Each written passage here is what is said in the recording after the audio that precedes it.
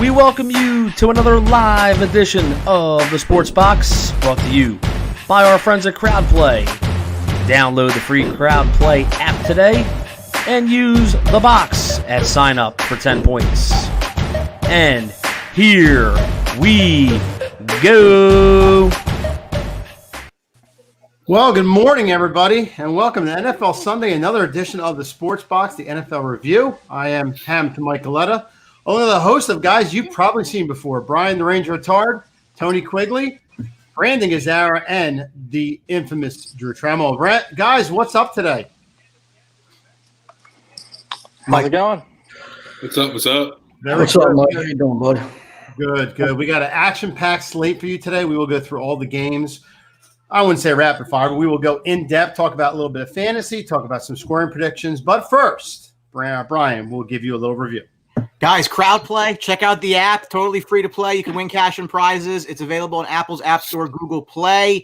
Give it a shot. Use the box at sign up. All caps get 10 free points. And if you're like me, you're going to need them. So feel free to use us to get started off on the right foot. Absolutely. So I will hand it over to Brian. We'll run through some games. So, Brian, where are we starting this week? Well, we're going to start with me taking a swig of water, and then sounded good too. It's very nice and cold. Thursday night, a battle of Ohio, two teams that probably won't make the playoffs, in my opinion, but the Browns take down the Bengals 35-30. And, you know, guys, I know that it was a Bengals loss and they're 0-2, but you got to feel good about what you saw from Joe Burrow. You know, 316 yards, 3 touchdowns. At the end of the day, this is to me, it's kind of a throwaway year for the Bengals anyway. But quickly, I'll start with you. I mean, they got to feel pretty good about what they're seeing from their top overall pick. Yeah, especially with a receiving core that kind of is underperforming a little bit. I think Tyler Boyd and them guys kind of let him down some stuff. They're not really getting much separation downfield either. So, you know, I think I don't remember the Burrow's attempts off the top of my head, but he had about 50 attempts. I think he broke the rookie record. 61. All right. So I was off by 11 and I said 50. So, you know, it's all short yardage stuff. He's eventually going to have to get the ball down the field, but he looked phenomenal. I mean, you know, he wasn't playing against a powerhouse team like Cleveland and a crazy defense, but at the same time, you know, the throws were accurate. I know last week in week 1, he struggled in the first half and kind of got it together in the second half. But once he settles it down and gets a good rapport, you know, especially with, you know, his receivers do have talent, but, you know, I think, you know, he is as advertised, and it might be scary for the AFC North. Brandon. Yeah.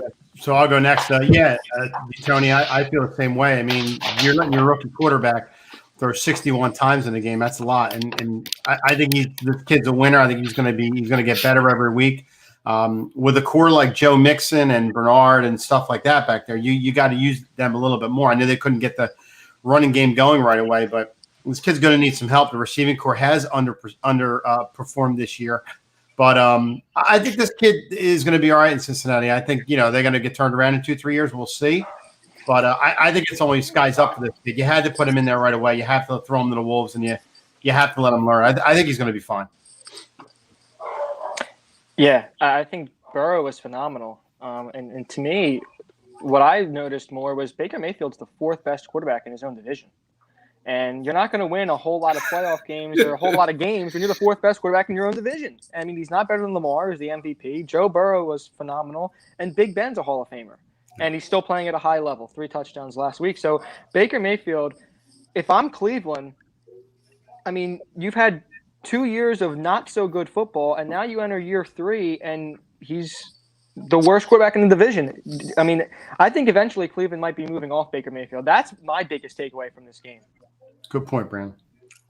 Quickly, I know the fans want to know before we get to Drew. I know that you're playing hurt today. You're taking. Yes, I am. So, how are things going for you? Is it okay? You're in pretty good spirits. It looks like. Yeah, I'm doing all right. Appreciate you guys asking. It's been interesting few days since Wednesday. I got my ruptured Achilles surgery, which speaking of the Bengals, happened to was it Suze Usman, their tight end, who was their leading receiver. So seems to be a common injury with Marlon Mack suffering last week too. So, you know, key early NFL season, a lot of injuries. Brandon Brooks too. Yeah, I will say this, Tony. I think I can speak for everybody, sports box and hopefully out there too. We wish you nothing but speedy recovery, man. I hope you're back to shooting the ball again because we know you're a baller. So we hope you're back on that court pretty soon. It's going to be a long road ahead, but it's all right. Drew, Drew, for game winning drive, joining the show today. We appreciate that. Take some time with us. Your thoughts on what you saw from Burrow? Yeah, man. Thanks for having me on. And speed recovery for you, Tony. That sucks, man. I'm sorry to hear that. But I'm glad you got good surgery. Yeah, man. Tony hit the head. Rookie record for most passes attempts is all he could do. Joe Mixon can't get going. You got to get that running game going for Burrow. It opens up the floodgates for him as the rookie quarterback, gives him more protection and more confidence in the pocket. But what I've seen from him so far, he's making me a believer. AJ Green's not the same AJ Green before. He had a lot of drop passes that 2 years ago he could have made before he tore his, I believe it was hammy last year. Tyler Boyd finally get going. It seems like this team's just trying to gain that separation and that understanding in the second half. Michael Thomas, not the Saints Michael Thomas, Cincinnati's Michael Thomas is becoming – looks like his dependable guy that he counts on third downs. A lot of conversions they converted. Like Brandon said for Baker Mayfield, he is the fourth best quarterback in this division. The fact that we have to the Cleveland Browns have to roll him out for him to be accurate and outside the pocket is just kind of embarrassing. And I just don't like how he is and how he's performing. But we'll see if he can go on a week 3 like that. But Joe Burrow, the sky's the limit for him. He's easily going to run Rookie of the Year this year for him. Drew, a point you brought up about the running game, and I agree, they do need the running game to work, but that's actually probably the only thing that's really working for Cleveland right now. So, I know from a fantasy perspective, everybody was, Nick Chubb was a late first, mid-second round pick, but those 10 players there, and Kareem Hunt was a little bit later. But, listen, if the goal is to not have the first overall pick from a couple years ago throw a lot of footballs, you got 2 excellent running backs, and, between them, it was 32 carries for over 200 yards and 3 touchdowns. So you don't normally see, 2 backs get close to 100 yards on the regular, but is this a formula for success for Cleveland? Is it kind of insane to say, hey, we put the first overall pick into a quarterback and we're going to make sure he doesn't throw the ball that much? I mean, yeah, I guess so. If your quarterback's not working now, I mean, you got to do what you got to do. The head coach was the OC last year from Minnesota, and you saw what Dalvin Cook was able to do. So I mean, he's bringing that formula of success this year.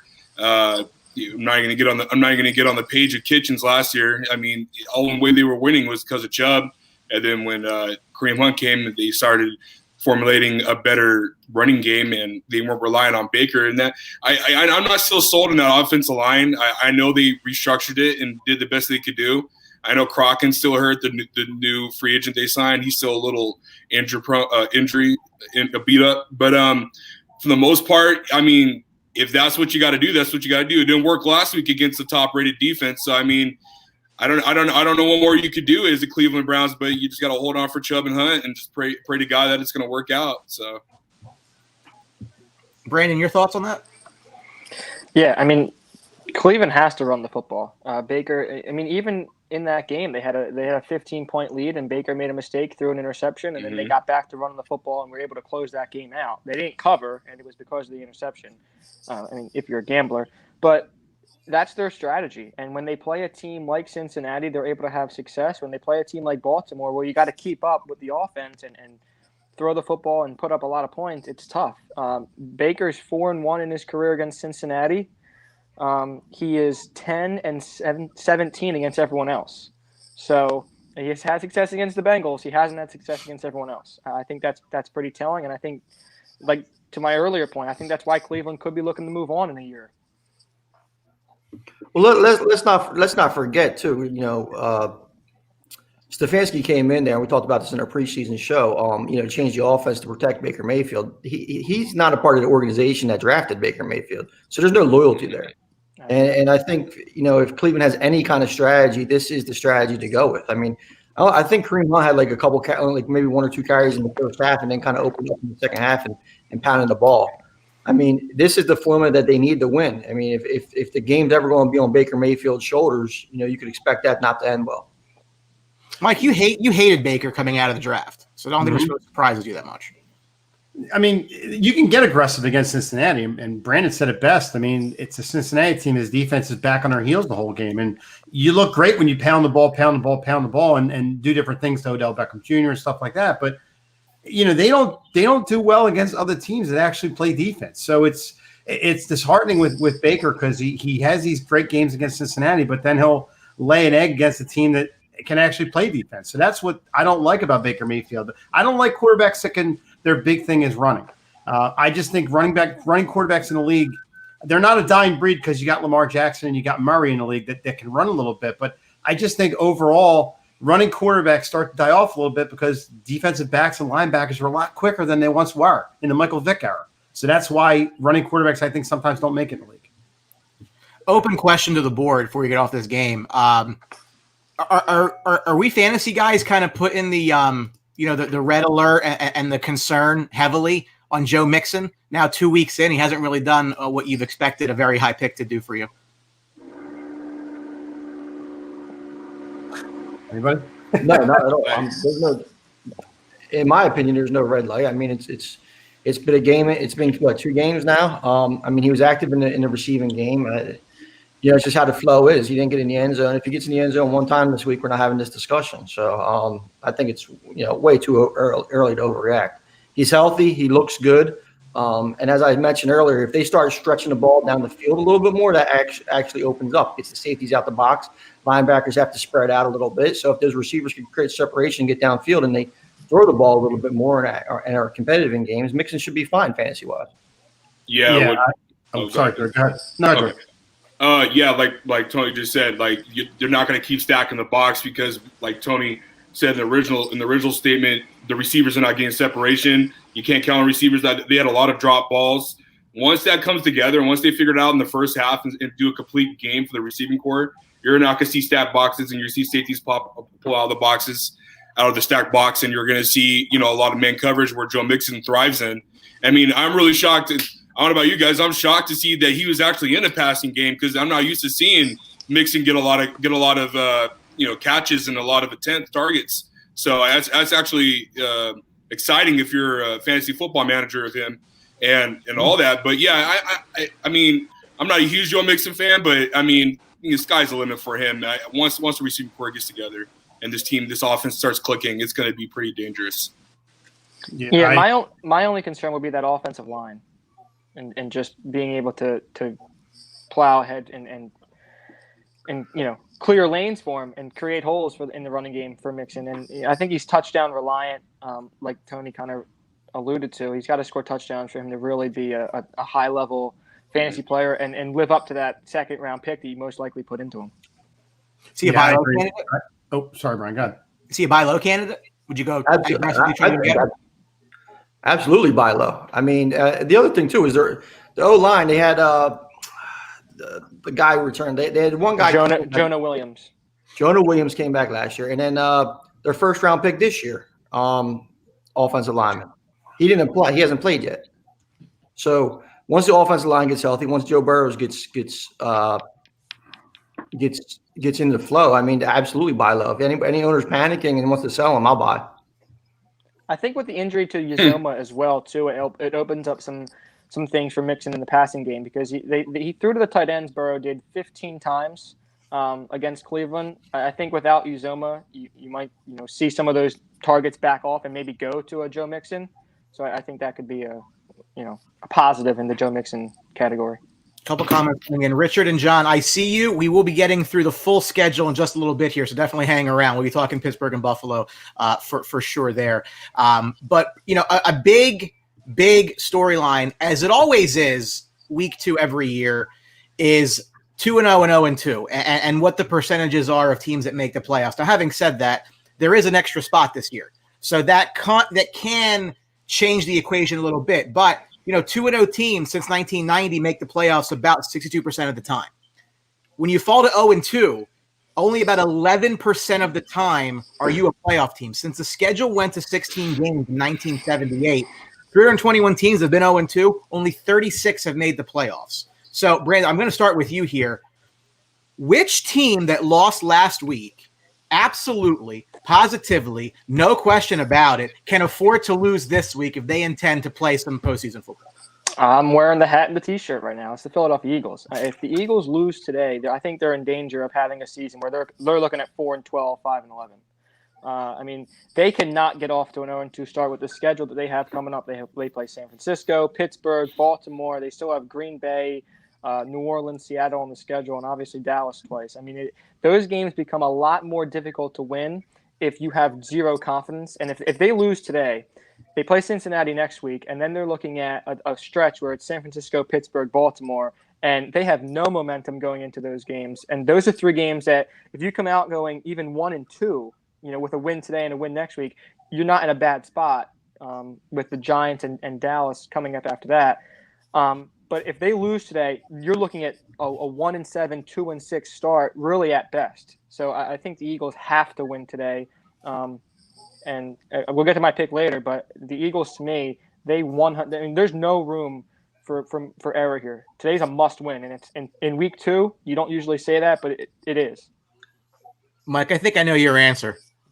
Actually, I was going back and forth between Minnesota and Tampa, but it's got to be, I hate to say it's got to be Tampa Bay, because this team put a lot into this season by bringing in Brady, bringing in Gronk, bringing in the pieces to win now, and Fournette to win now. If they fall to 0-2, I mean, they weren't even 0-2 last year with a Winston and a worse offense, or worse defense than I think they have this year. I think without a doubt, the Bucs fall to 0-2 and bottom in that class. People are going to start worrying about, why do we bring in Brady now and he's struggling and all? Because you got to beat a Carolina team to go to at least 1-1. I definitely think it's the Bucs. Tom? Listen, it's week 2. All right, relax. Brandon, to go off your point with the Eagles, I'm wearing a Cowboys shirt. The Cowboys lose today, it don't mean jack shit. The NFC East is so bad, somebody could go 0-4 and still be in the running. No team is going to run out away with it.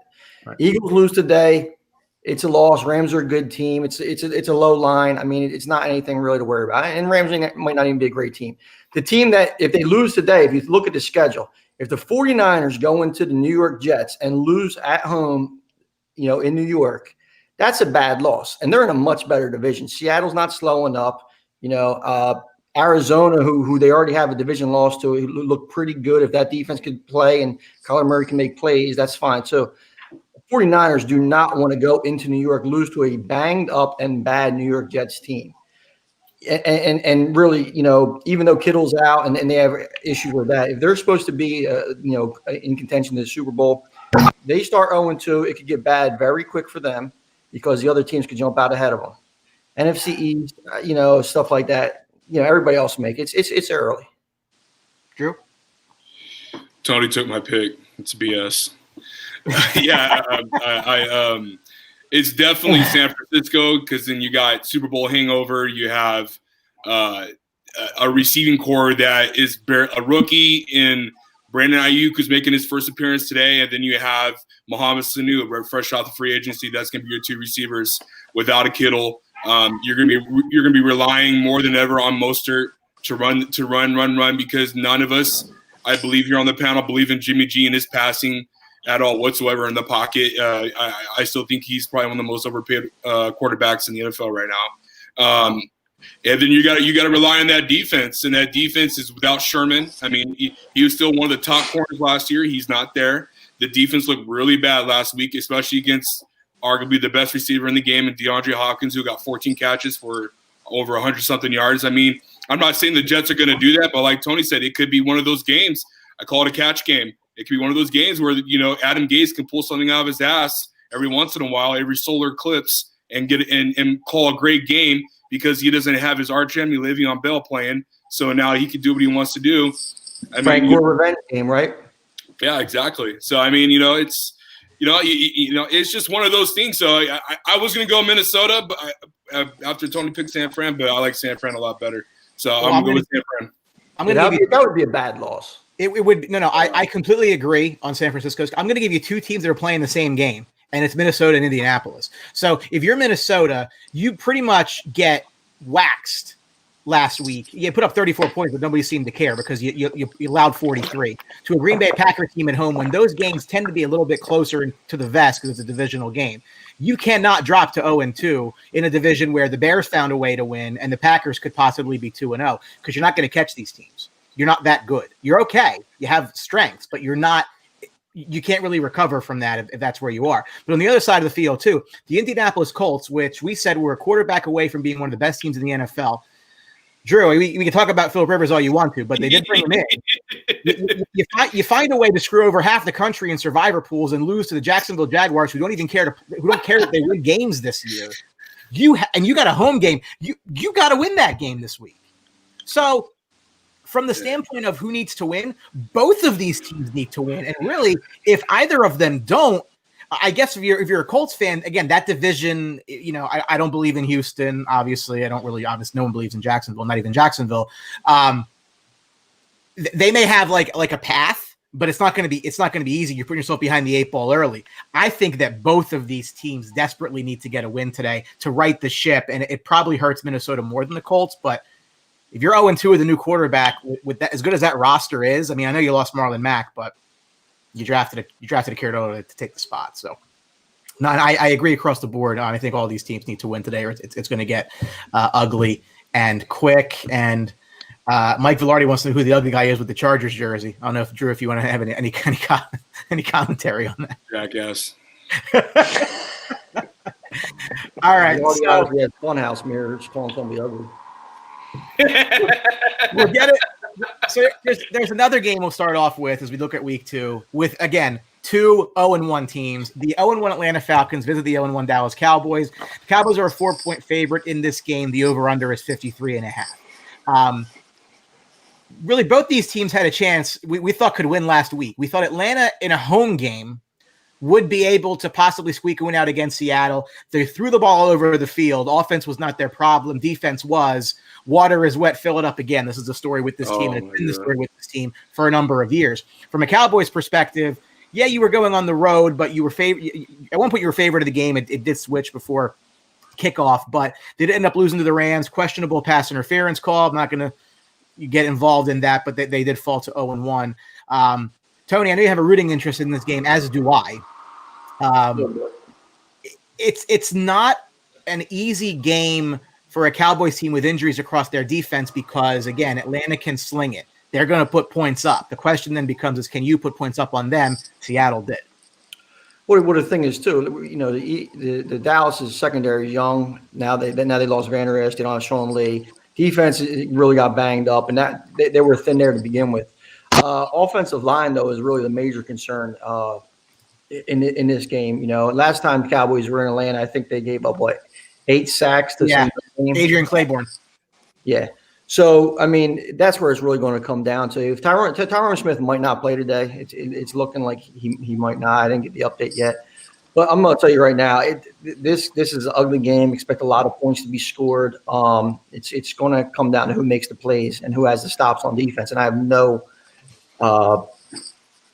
confidence in the Cowboys secondary stopping Julio Jones, Calvin Ridley, and them guys, especially with a beat up secondary. So it's not a good game. It's not a pretty game. It's something you definitely don't want to see on your schedule. Cowboys going to have to run the ball control, stuff like that. But with no offensive line, it's going to be tough. It should be an entertaining game. There should be some highlights. There should be some point scores. But at the same time, there's no way I'd bet on the Cowboys laying forward at that. We mentioned the team with the most to lose with an 0-2 start. I don't think there's a person with more to lose from an 0-2 start than Dan Quinn. I think with a slow start for this Atlanta team, Dan Quinn could be fired sooner rather than later. And I do like Dallas today being able to run the football and move the ball and put up points against that terrible Atlanta defense. But it's a big day for Dan Quinn. If they don't win, we could be seeing the last of Dan Quinn in Atlanta, which I feel like we've been saying since he blew the 28-3 lead in the Super Bowl. For losing this game? No way. Dan Quinn has survived worse than a road loss as an underdog. I mean, not just this game, but if they get off to a slow start, 0-2, you're looking at a season that could get out of hand. Yeah. Well, you're Not an easy expecting division, Howard too, Brent to Orlando, actually Tampa Bay. care about winning and not making money. So that's the thing. I think we forget about it with the Atlanta Falcons. Yeah, real quick. Tony hit on the injuries with the offensive line. It kind of scares me a lot. We saw what happened last week with Aaron Donald being the force that he is. It caused a lot of havoc for this high octane offense in Dallas. But no Tyron Smith with a neck injury on Thursday. That really alarms me as a Dak Prescott fantasy owner. I'm still going to roll with him, obviously, because the Atlanta defense is terrible. He also Dallas. I think it's really not being talked about a lot. But Dallas also lost their slot corner. I forgot his name's Brown, right? His rib. Anthony Brown, yeah, they called up Brandon Carter. Actually, might actually play today. So there you go. Yeah, it's scary. It's scary. Yeah, so I mean, it's scary. It's one of those games. It's just going to be who has the last possession to make that right play, or does McCarthy show an evolved offense and Kellen Moore does something with himself, and you have a possession game where you control the offense, you control the pace, and that's how you slow a high offense down, right, Brian? I mean, you need to run the ball and be assertive and make the plays that you need to make and have that time of possession, because we saw last week the time of possession for the Rams was ridiculous. So I mean, it's just the way of the game, and see what Dallas can do. I got Dallas. I think Dallas is going to win this one. Mike? Yeah, I think it's going to be a high-scoring game on both sides. That over-under is 53.5 for a reason. I think both teams are a little bit banged up, but Atlanta's defense is terrible. That is the highest for the weekend. Yeah, and that Atlanta's defense is terrible for a reason. I think Dallas, if not Zeke's going to run crazy, I think they're going to move the ball effectively, and I think Atlanta will too. I think it's going to be a high-scoring game, but I think Dallas pulls it out. I agree with Drew. It's going to end up who has the last possession, but I think the Cowboys need this game. I know what Tony's saying it's only second week of the year. But to keep keep some momentum going for the year, I think Dallas definitely needs this game and will have this game. Sure. Tony and Brian, do you guys, if Dallas underperforms, let's just say today, do you guys see Mike McCarthy taking over the play calling? No, I don't think they will. Okay. Listen, there were last week's Dallas game. I mean, obviously, it's the issue was with the defense and being able to stop anybody. Mike McCarthy's the one who decided not to kick the field goal when it was an obvious tie, situation to tie the football game. So that was a blunder on his part. Is that you can't blame that on Moore. And whoever called the play to get Gallup wide open for the catch for that bullshit offensive pass interference. I don't think I don't have a problem with the play calling after one game. Okay. For me, I think if you're a fantasy player, you're starting everybody you possibly can on either of these teams. Yeah. It is going to be a high-scoring game. I mean, I'd have no qualm starting like a CeeDee Lamb. If he's like your fourth receiver, I think you're probably good there. If you want an off-the-beaten-path kind of name, Dalton Schultz is the replacement tight end for Blake Jarwin. Something tells me he gets a touchdown today. I don't know why I think that. Maybe that's just my – everybody might get a touchdown today. Yeah, I mean, I'm playing volume here. But yeah, I mean, I would just as many Falcons and Cowboys as you have, start them all, Brandon. How about a guy like Russell Gage for the Atlanta Falcons, who had 12 targets last week, 9 catches, 114 yards? Is he a guy that you would play over, say, a Marvin Jones or, Well, what? Go ahead, Brian. We're getting to the Lions game in a couple here. The thing about Jones is he is the number one receiver today. Yeah, we still have no Kenny Golladay. So from the standpoint of what can you count on? The problem with large offensive games is it could get spread around too. So you might not be able to get a volume guy. Whereas I think Jones is more of a volume guy today. If you look at the betting lines on player props and stuff like that, one of the things that jumped out at me is that all the receivers, even CeeDee Lamb and these guys for Dallas, Dallas's third receiver, all of the receivers on both sides, the over under yards is over 60, I believe. So you have 6 receivers. I think Gage was like around 58. But Lamb, Gallup, Cooper, they were all had 6. So you had 6 receivers over 60 yards prop bet, which, I mean, that just shows you that there's going to be a ton of passing, ton of offense, and, whatever quarterback can stay healthy, make the right plays, and they're expect yards, expect points. Cowboys win because they have to. I can't imagine going down 0-2 and then trying to figure it out. They have to find a way to win this game. And NFC East is a dumpster fire, bro. No, I hear that, but everybody brought it up. If you want to slow down, if you want to slow down the Atlanta offense, it is that you run the ball and control clock. And that's been their form. That's been the Cowboys' formula going back to Marion Barber. So I mean, it'd be good if they actually like used it a little bit. Are they going to be able to with Exactly. offensive linemen? It's not like they're coming in. Their O-line's healthy. That's true. Prop bet I love is Dak rushing over 14.5 yards. He's going to be running for his life at times. So if you want to throw some money out there and looking at yards, take Dak over 14.5. That sounds like a low number. That does sound like a low number. That's why he's saying he loves it. Yeah. I know, but for Dak, You think it would be higher? he had 30 last week. That sounds like a low number. Mike, your call? No, I agree with everybody says. No need to go any deeper. Everybody's saying it for me. Next up, two teams that are starting highly drafted quarterbacks. One's probably happy with theirs, the other one not so much. The New York Giants, 0-1, lost to Pittsburgh last week. Visit the 1-0 Chicago Bears. Bears are giving 5.5 in this game. The over-under is 42. I'm not ashamed to say that in a league where I have Carson Wentz at quarterback and he's kind of annoying me right now, I did just add Mitch Trubisky as an upside play. Because if he continues to throw a lot, I didn't really think that was going to happen. I'm not going to start him today, but that's just my call there. Found a way to win last week. Great fourth quarter comeback. Give the kid all the credit in the world. He gets a bunch of shit all the time, and he deserves most of it. But he was able to engineer a comeback. So good for him. Drew, I'll start with you here. Giants are 0-1. They're not favored in this game. They weren't picked to do a whole lot. If you're a Bears fan and you kind of weren't really sure about what your team was going to do, you could be staring a 2-0 start in the face. I think that's pretty interesting.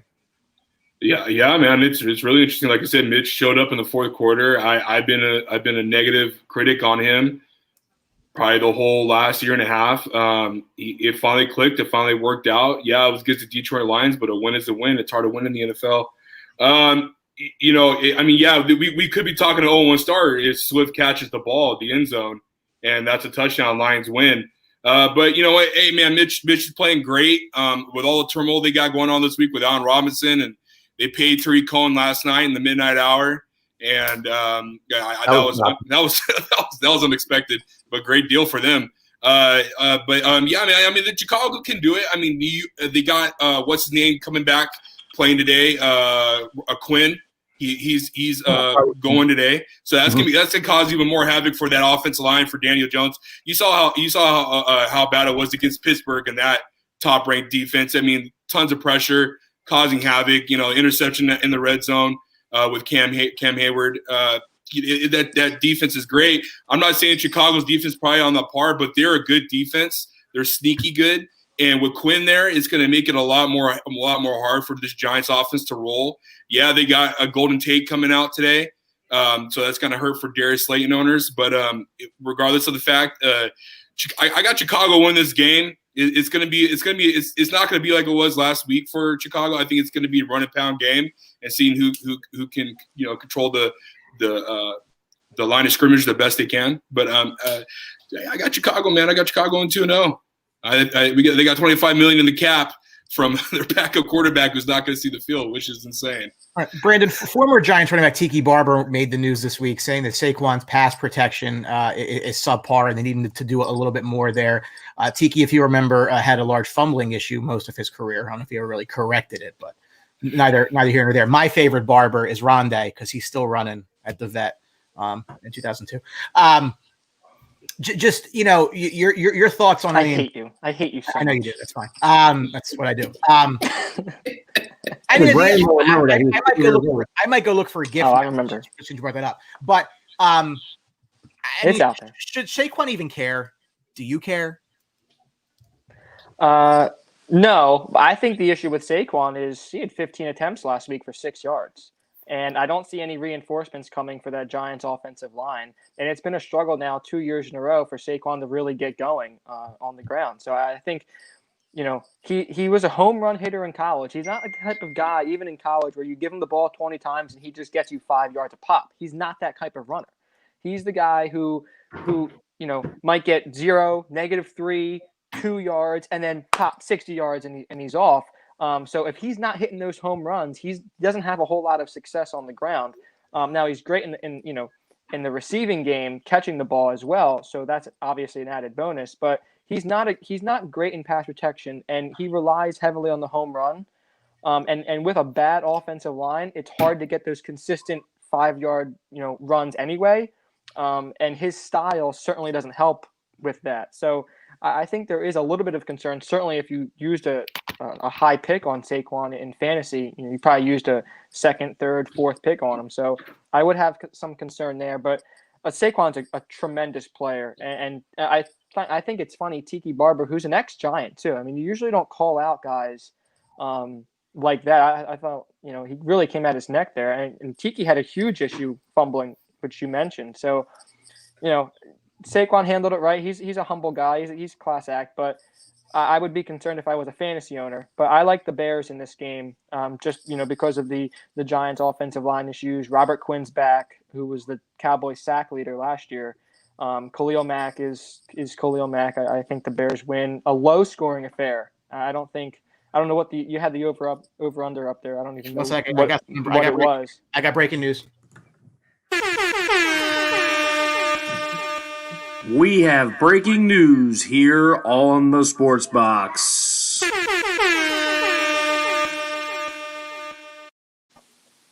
Tyron Smith is inactive today. That is just broken up. It's not breaking news when I said it 20 minutes ago. But no, you said he thought he might be inactive. I just got the alert that he is inactive. Okay. So if your phone says it and I say it, doesn't matter, right? No, you said you think he probably will be inactive. You didn't say he was. Well, whatever. There you go. I mean, just to be fair. We got the tip. All right. Over-under was 42. Yeah, I would look into the under on that. I think it's a low-scoring game, but I like the Bears to win something like 20-17. I just don't think the Giants are able to protect Daniel Jones enough or create enough running lanes for Saquon. And I am a man of my word. I said I would find a GIF, and I did. It's not the clearest one, but there's Rondé. And that's clear as day. He is still running. Jesus. No audio, huh? Nah, I couldn't get it. It's a GIF. I can't get that. You just ruined my day. It looks like we got a bunch of Bears fans here picking the Bears. I really love the Giants with the points and actually to win outright.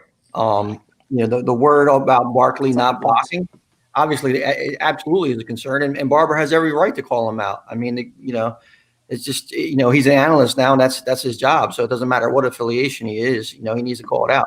You invest such a high pick in a guy like Daniel Jones, and if you can't have a pass blocker out there for him, that's a huge problem. So Barber, who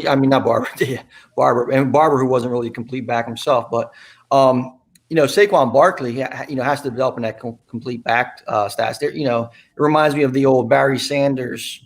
Barry Sanders would look great breaking off a 70-yard run, but he'd lose yards repeatedly.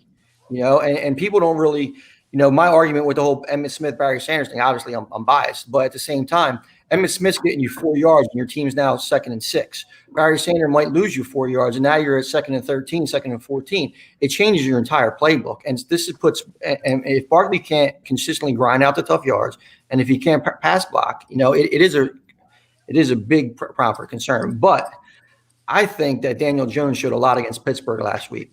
Pittsburgh defense might be the best in the NFL right now. Front seven, sure. Absolutely, and Jones looked calm. He looked collective, and I've never been a big fan of Daniel Jones, but he really did show something. And let's not forget, Mitch Trubisky looked okay against a bad Lions secondary. That Lions secondary is absolutely dreadful. So I think just kind of saying like common opponent who they played. I think the Giants played a much tougher team. I think they're going to go out there and they're going to be focused. And I think they win this game outright. And Saquon does have a big day. I like the Giants as well. Again, the Bears looked like absolute trash for most of that game. And if not for that dramatic fourth quarter comeback, which the Lions facilitated, frankly, then we're not even talking about the Bears possibly going to 0-2 because they would have lost last week. And they should have lost last week because Swift should have caught the touchdown. So, I personally also think the Giants can get a win out today for sure. Absolutely. I certainly like I didn't even realize giving 5.5. That's a lot. I would certainly take the Giants with that number and the under.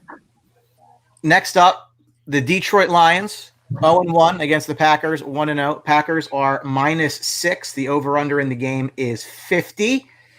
Again, we just spoke. Mike's welcome back. We just spoke about the Lions last week at 0-1. They probably should be 1-0, but they found a way to lose. So, well, Green Bay is 1-0 after just a big time win, just a huge offensive performance against Minnesota. And, Devontae Adams ran 9 different routes last week, which is pretty insane when you think about, the kind of volume that he got, the targets that he got in the game that he had. Tony, I'll start with you here. It seems like a bit of a high line for a divisional game, but again, the Packers just did destroy. Listen, you got a bad man in Aaron Rodgers going against a horrible defense secondary. Devontae Adams over under receptions is 7.5. He might have 12. He might have 7.5 by halftime. I mean, division rivalry and everything like that. Yes, we understand that, but I mean, the Lions are rolling out Adrian Peterson, who actually didn't look too bad last week. But that's the way to attack the Green Bay is to run the game. And if the Lions can do that, they could keep it close. But I'm confident in laying the 7 against 6, I guess it is now. And having Green Bay win a game pretty easy. I'd say 28-14, 28-17 in that. I don't think it's going to be too competitive, to be honest with you. Green Bay looked like a complete team. The defense, plus, I mean, Marvin Jones, as you said, is the number 1 wide receiver. Kenny Galladay's out today. The Lions have some problems, and losing that game to the Bears is just a stepping stone of it. Yeah, I have a fantasy question for all you guys. So last week, Danny Amendola, 7 targets, 5 catches, 81 yards. Is he a guy that you would look to play with Kenny Galladay being out? I have a choice between – with Galladay out, I picked up Amendola. I have a choice between Devontae Parker or Amendola. It has to be Amendola. I'm kind of leaning Amendola right now. Parker's out. Wasn't he just – I think he was just listed active. No. Inactive. He's out? He's out. Well, going Amendola. Was that something I should be comfortable with? Oh, no, I'm sorry. I read it wrong. He is active. Devontae Parker right? is active. I'm sorry. I read it as he was inactive. Oh, wow. I thought he was inactive. No, I just got the alert. I read it wrong. Yeah, Devontae Parker is active. So I would go with Devontae Parker over Amendola, to be honest with you.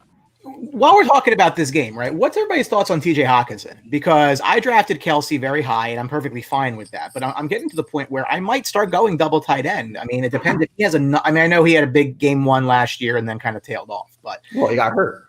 Yeah. We've been waiting for this kid to kind of make an impact. He definitely had an impact last week. And again, with Galladay out, do you think you can kind of see a little bit more go in his direction? I mean, Absolutely. Yeah. No doubt. I mean, Stafford loves tight ends. He's shown it in his career. About the game, Brian, this is going to be Green Bay easily. You can put the stat. I know Sportbox is going to put that stat up with Caldwell being fired, and then with Patricia going to take another L today. You talk about Dan Quinn. This guy needs to lose his job immediately. I'm over Patricia. I'm over his antics. He's not a team player whatsoever. He's not a player-friendly coach. I mean, we heard it from Darius Slay. We heard it from Golden Tate. There's other guys that just don't like how he is and what he brings to the table for Detroit. Detroit's in shambles. They have a lot of decisions to make after the season's done with Stafford. But you know what? Long story short, Green Bay is going to destroy this game. They're going to win it. Patricia brought the Patriot way to Detroit, but without the Patriot results, that attitude doesn't fly. You know what I'm saying? No one wants to deal with that shit. It seems like that's everybody underneath Bill. Exactly. Anyone hear what Patricia said after the game last week? They had asked him about his late game decision making and his failures at the end of the game, and he said, "Well, I was the coach for one of the best plays in the history of the sport," referencing the Malcolm Butler interception in Seattle. I mean, this guy is a total disaster. I mean, he's what 10 and 25 as the coach, and 1, I think, tie. He's been a disaster there, and Jim Caldwell was much better, brought a lot more stability to an organization that hasn't had a whole lot of stability. Patricia was been a disaster. Patricia was saved last year because of Stafford's injury. You know exactly. Yeah, exactly. But I don't think he makes it. He might not make the whole season. I mean, every guy that leaves there has something negative to say about him. It's kind of like Adam Gase with the Jets.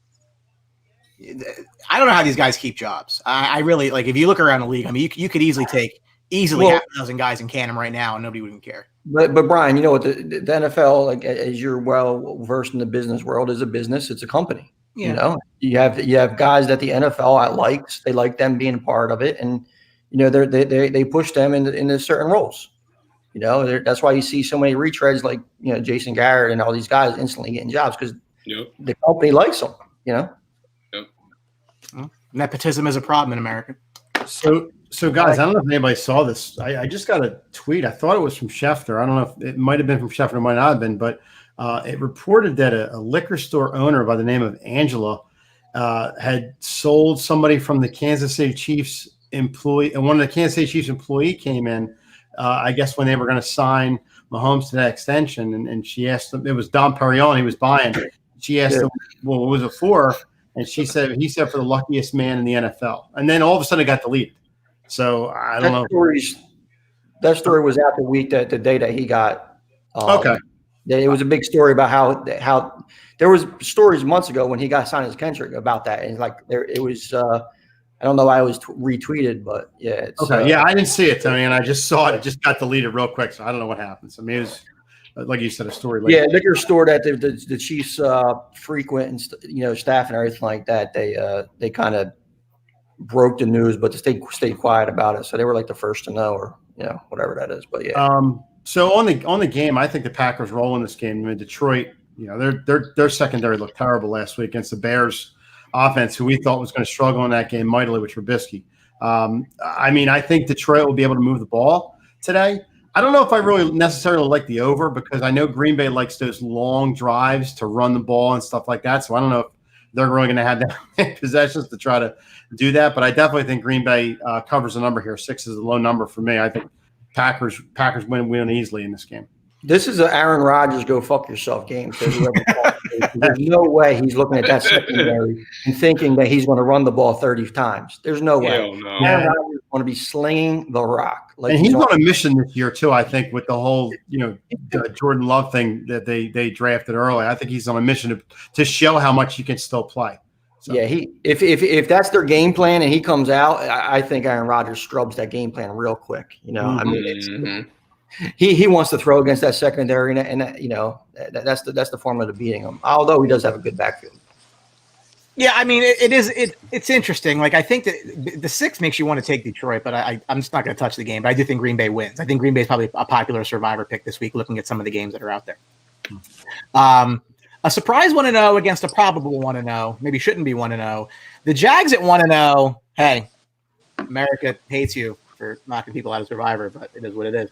Tennessee 1-0. I mean, ho-hum. I mean, it's just an interesting game they had against Denver. 7.5-point favorites are the Tennessee Titans. Over-under is 44. Drew, am I going to see some Minshew magic today, or is that like a, he had like one incompletion last week. This is not going to continue to happen. No, I don't see it continuing to happen for Minshew. I mean, he's a baller though. I got to give him respect where respect is due. The guy shows up. He doesn't care who he has to play. He's gonna play a great game like he did last week. He exposed an Indy defense that was probably just god awful. I mean, I've never seen such bad coverage in my life in week 1, but it is what it is. With Tennessee Titans, Derrick Henry scares me as a fantasy owner. I see a lot of defenses going to be stacking the box a lot. He didn't look that fast in Denver. I don't know if it has to do with just being in Denver and dealing with the air quality there and all that stuff. But it's a scary game. You're going to have to rely a lot on Ryan Tannehill throwing the ball. Dude. It's just the way AJ Brown's out, and they're going to have Corey Davis. They're going to have Jonnu Smith, who's the sneaky tight end pick this week, and who I just traded to Brian. And I got the Titans just because it's at Tennessee, and I think the defense will show up. The defense is still really good, but it's a crazy game. I don't know what Minshew can do. Brandon, AJ Brown's out this week, so I guess Corey Davis might actually continue his short stint of relevancy. I also did trade Corey Davis to Drew in a league for Jonnu Smith. I definitely needed a tight end, and I was deep at receiver. I think he'll probably be fine for at least 1 week for Drew, at least. To quote your messages, call someone who cares. Oh, I did. I called Drew, and Drew cared, and we made a deal. No, not Tony though. Tony don't care. So without AJ Brown today, it's not exactly the 86 Bears for Jacksonville. I mean, is that gonna matter? I think, like Drew mentioned, Derrick Henry, team stack in the box. He had 31 carries and 3.7 yards per attempt. So I mean, you're seeing teams. They stopped them at the goal line too. I mean, you're seeing teams kind of figure out what this offense is. If they don't turn the football over, I mean, they missed 2 field goals, they missed an extra point. They don't have a kicking game at all. So I mean, the score should have been, a little bit different. But I still see the Titans' offense struggling throughout the course of the season. And if I'm a Jacksonville Jaguars fan, if I was a fan, I know you don't want to try to lose games. It's just not. It's just not what the NFL is about. But I'd be pissed if the Jaguars, if I'm a fan of the team and they won last week, because I'm like, I want Trevor Lawrence, and you only have so many games you can win in order to get the number 1 pick, and you won week 1 in a game that you really shouldn't have won, just based on the rosters. But I like Tennessee this week. I think it's a low scoring game. I think Tennessee's offense, they're able to throw it a little bit. Jacksonville has a very poor secondary. They obviously lost Boye. They lost Ramsey. It's certainly not what it once was. I like Tennessee in a low scoring game. We'll see if Derrick Henry can get going. And he doesn't have a lot of those explosive runs, which is kind of an issue there. When you stack the box, but I like the Titans. Like a 20-16 type of game. I think that's the way Tennessee has to win, and I think against a team like Jacksonville, I think that's the way they're able to do it today. Drew, Yeah. okay. I said Drew already won this one. See, I live in Hamilton where there's no Starbucks, so it's say living. Tony, I'm sorry. I need cocaine and meth, so Not really my things I like to do on a Sunday morning. But go ahead. look across the street. You would have had a discount for the last 10 years. But anyway, listen, this team right here. How can you hate on a guy like Gardner Minshew? You know what I'm saying? Brian's going nuclear now. We're losing sponsors. No, we're fine. I know. I'm just kidding. But no, listen, how can you hate on a guy Mike like was so mad. Oh my God. He's fun to watch. As we did the preview of the game last week, we said there's no way Indianapolis could lose that game and they should win it big unless Phillip Rivers implodes. And we had a Phillip Rivers implosion. So, and you got a guy like Gardner Minshew out there who he does not care who he's playing. He's out there. He's going to come out with some, jorts on and look like he just rolled out of bed at some country bar or something like that. And he's going to go out there and he's going to throw the rock. No run game. They have limited receivers. DJ Chark, them guys are okay, but he's going to go out there and play. Tennessee, on the other hand, no A.J. Brown. That play action game is going to be effective on that. But, I just think that they're too solid on both sides of the ball to actually pick them to lose to a team like Jacksonville, even though Minshew might make it exciting, Mike. Yeah, I think, like Brandon said, it's going to be a low-scoring game. I think Tennessee's defense is going to come to play, even if Jacksonville does try to move the ball with Shark and a couple other guys. They have that defense is really good, Tennessee, and their defense is going to slow them down a little bit. Tennessee, they're a run-first team. I think, obviously, with Derrick Henry, they run. And they needed him in that offense. And again, like Brandon said, they're stacking the box, but they're not really slowing him down. Derrick Henry. They'll give the ball to him 25, 30 times a game with the money they paid him. So you're going to get a lot of Derrick Henry, and that receiving core doesn't scare me at all because Corey Davis, we know, is not worth the pick that they got. I think Tennessee wins this game. I don't think they cover the number. I think it's a low-scoring game. I'm going to say somewhere around 17-13 or somewhere around there. But I just think, Tennessee, they're a really good team to slow down a terrible team like Jacksonville. And like Brandon said, they got to start losing. I mean, they need a guy that can anchor this offense in a way of, and like Cincinnati's doing it with Burrow, you got to get a guy like Lawrence in there and just start building around. That's the only way to start building this team from the ground up.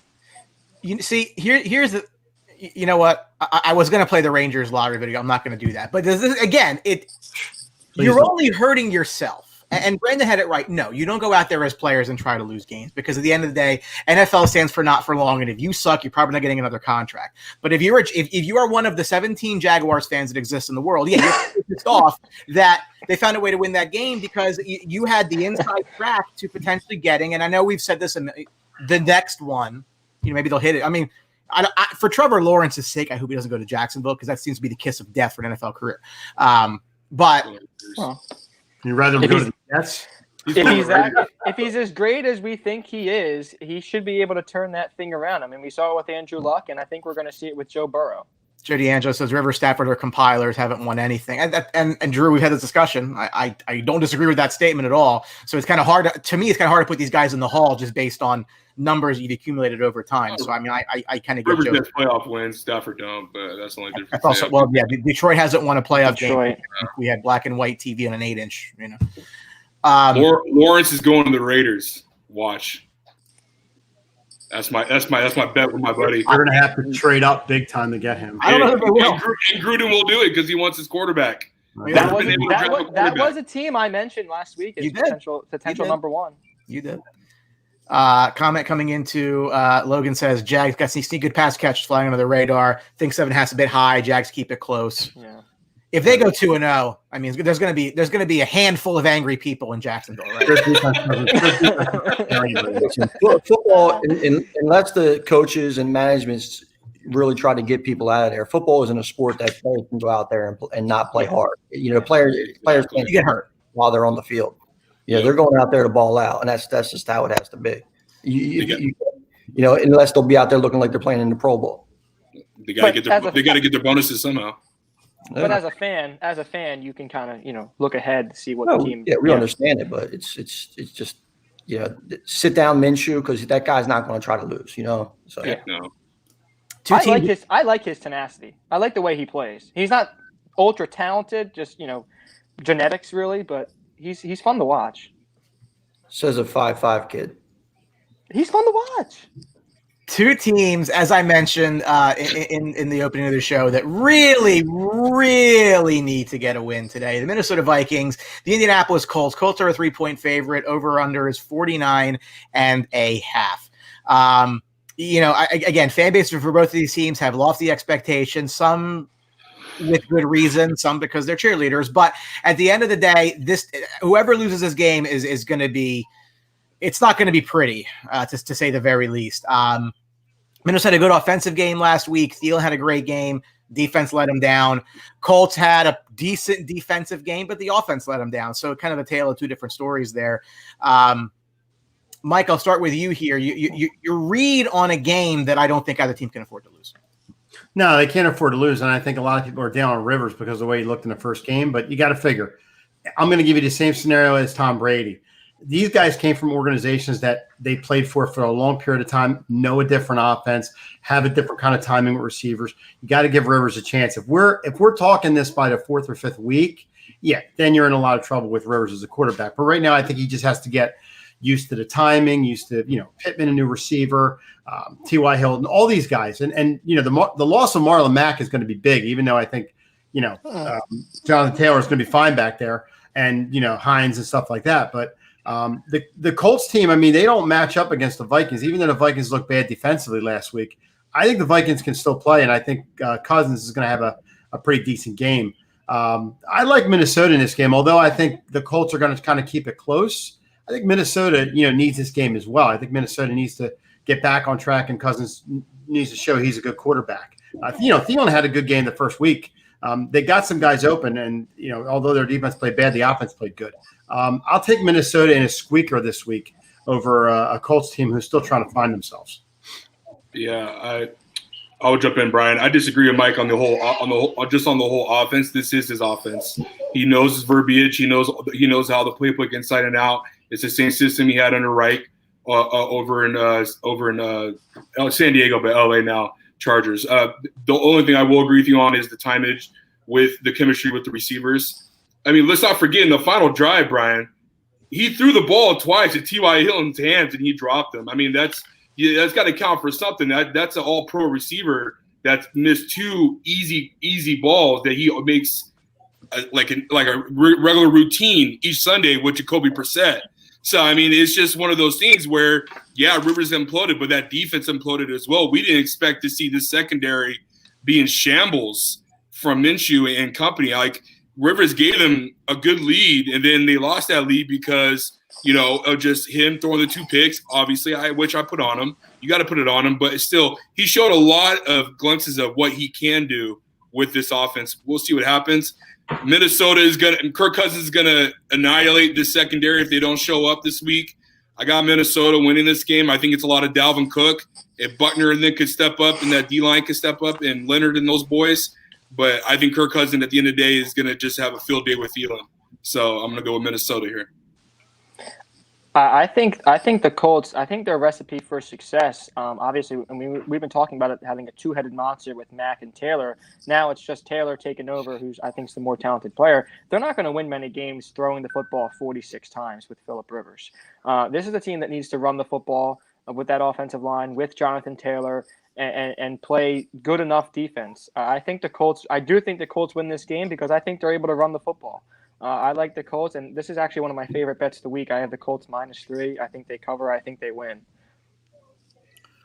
I like the Colts too, Brandon. I think one of the things that we haven't pointed out though is how horrible the Minnesota secondary is. They literally have 2 safeties on the roster. They're absolutely dreadful. If there's any game or secondary that maybe besides Detroit that the Indianapolis Colts can get right on and Phillip Rivers find that rhythm and continuity that he needs with T.Y. Hilton and them guys, it would be this Minnesota secondary. Both teams' formulas shouldn't be to throw the ball around the field, especially with Kirk Cousins and Phillip Rivers. But they should be run first teams. Yep. But both teams' biggest glaring weakness is their secondary. So, I mean, I wouldn't be surprised to see them trying to incorporate a lot of play action in there. Try to find out the matchups. I expect T.Y. Hilton to actually do find his rhythm, get a big game. No Ali Cox, who's the new tight end because Jack Doyle's out for the Colts today. He's a physical freak. Yes, he is. He might get up there and go grab some balls. And I like Indianapolis to win. I think their defensive line slows up Dalvin Cook enough, and whatever quarterback makes the biggest mistake. But I think Phillip Rivers bounces back. I think the storyline in this game is going to be really what happens with the Colts running game. If they can't get Jonathan Taylor going as a bell cow kind of guy, I mean, I know they have Hines there. Even with Minnesota, yeah, Cook's your guy. You get something from Madison, but Cook's your guy. I'm curious to see how they kind of run that offense and kind of, give Rivers the time and space to do what he wants to, catch his receivers that are open. I do think the Colts find a way to win this game. I think 3 is probably about right. But again, if they can't effectively run the ball, that's going to be a problem because I don't think they're built to just sling it around. I think the Colts have never really been that way. Obviously. Let's not forget Nyheim Hines too. Nyheim Hines had a great game last week. I mean, everybody talked about Marlon Mack. I don't think they don't miss Marlon Mack. With Nyheim Hines and Jonathan Taylor, that's a very good message. The Buffalo Bills continue their opening couple of weeks against the doormats of the AFC East as they go down to Miami to face the 0-1 Dolphins. 5.5-point favorites. Over under here is 42. Quick, I'll start with you on this one. So I said going into last week that Buffalo had to go out there and pretty much lay the smack down. They had to basically make a statement that they are for real, that they're not going to squeak these games out like they did a year ago. And to their credit, I think they pretty much did what I thought that they needed to do. They go against a Miami team who lost to Cam and the Pats, whether you think that's right or not. I'm just waiting for Tua to take the field. I think until then, I really don't care what the Dolphins do. But what is your take on this game and another AFC East rivalry? I mean, early game in September down in Miami is never too easy for a Buffalo team. But at the same time, I think the talent difference is just way too far. The Buffalo defense is too good. Although they are a little banged up. I think their linebacker's out. His name is Keith. Edmonds is out. Both linebackers are out. Yeah, so I mean that takes Phillips, Milano, and takes a big hit into on the defense. Fitzmagic is still Fitzmagic, so I think Preston Williams is playing. They're going to spread the ball out. They're going to try to throw it. I don't know about that running game that they have there. I don't know if they could win it, but at the end of the day, I think we should see a lot what we saw last week. Dolphins will be a little bit more competitive than the Jets, but the Bills, if they're going to establish their dominance in the AFC East, this is a game that they need to go down and take care of business and win. Yeah, I was leaning Buffalo all week, and then I've seen this line it opened up at 7.5, and now it's down to 5.5. And the more I think about it, teams going down to Miami, especially in that heat early in the season, they tend to struggle. And Fitzpatrick's a guy who can come out and look really, really bad or really, really good. I mean, there doesn't seem to be much in between. And last week we got the bad Ryan Fitzpatrick. If I was betting, I would bet on Ryan Fitzpatrick being pretty good. Because of being at home in the Miami Heat. And, based on what I saw last week, I think he does bounce back. I actually like the Dolphins, at least with the 5.5 points. I like Miami plus 5.5. I think the Bills, because of their roster advantages, I do think that they squeak out a win. But I think the Dolphins make it a really competitive football game, certainly more competitive than the effort that the Jets gave. Comment from Ryan Leach, Bills fan. I think this is a real close game. Fitz plays old teams really tough. That is a fair point. Fancy question coming in from someone who has a name and looks like me. I'm not sure who that. Start two of these players in a half PPR: James Conner, James White, CeeDee Lamb, Anthony Miller. I'll let the panel take that question rather than that. I don't know. White and CeeDee Lamb. That's what that's. Yeah, you have so many points in Atlanta. I think CeeDee Lamb is somebody that you could kind of throw in there. The over-under, like I said earlier, was about 64 yards. So that could be kind of safe. Plus, look for him to kind of work out of the slot a little bit too with Jarwin out of there.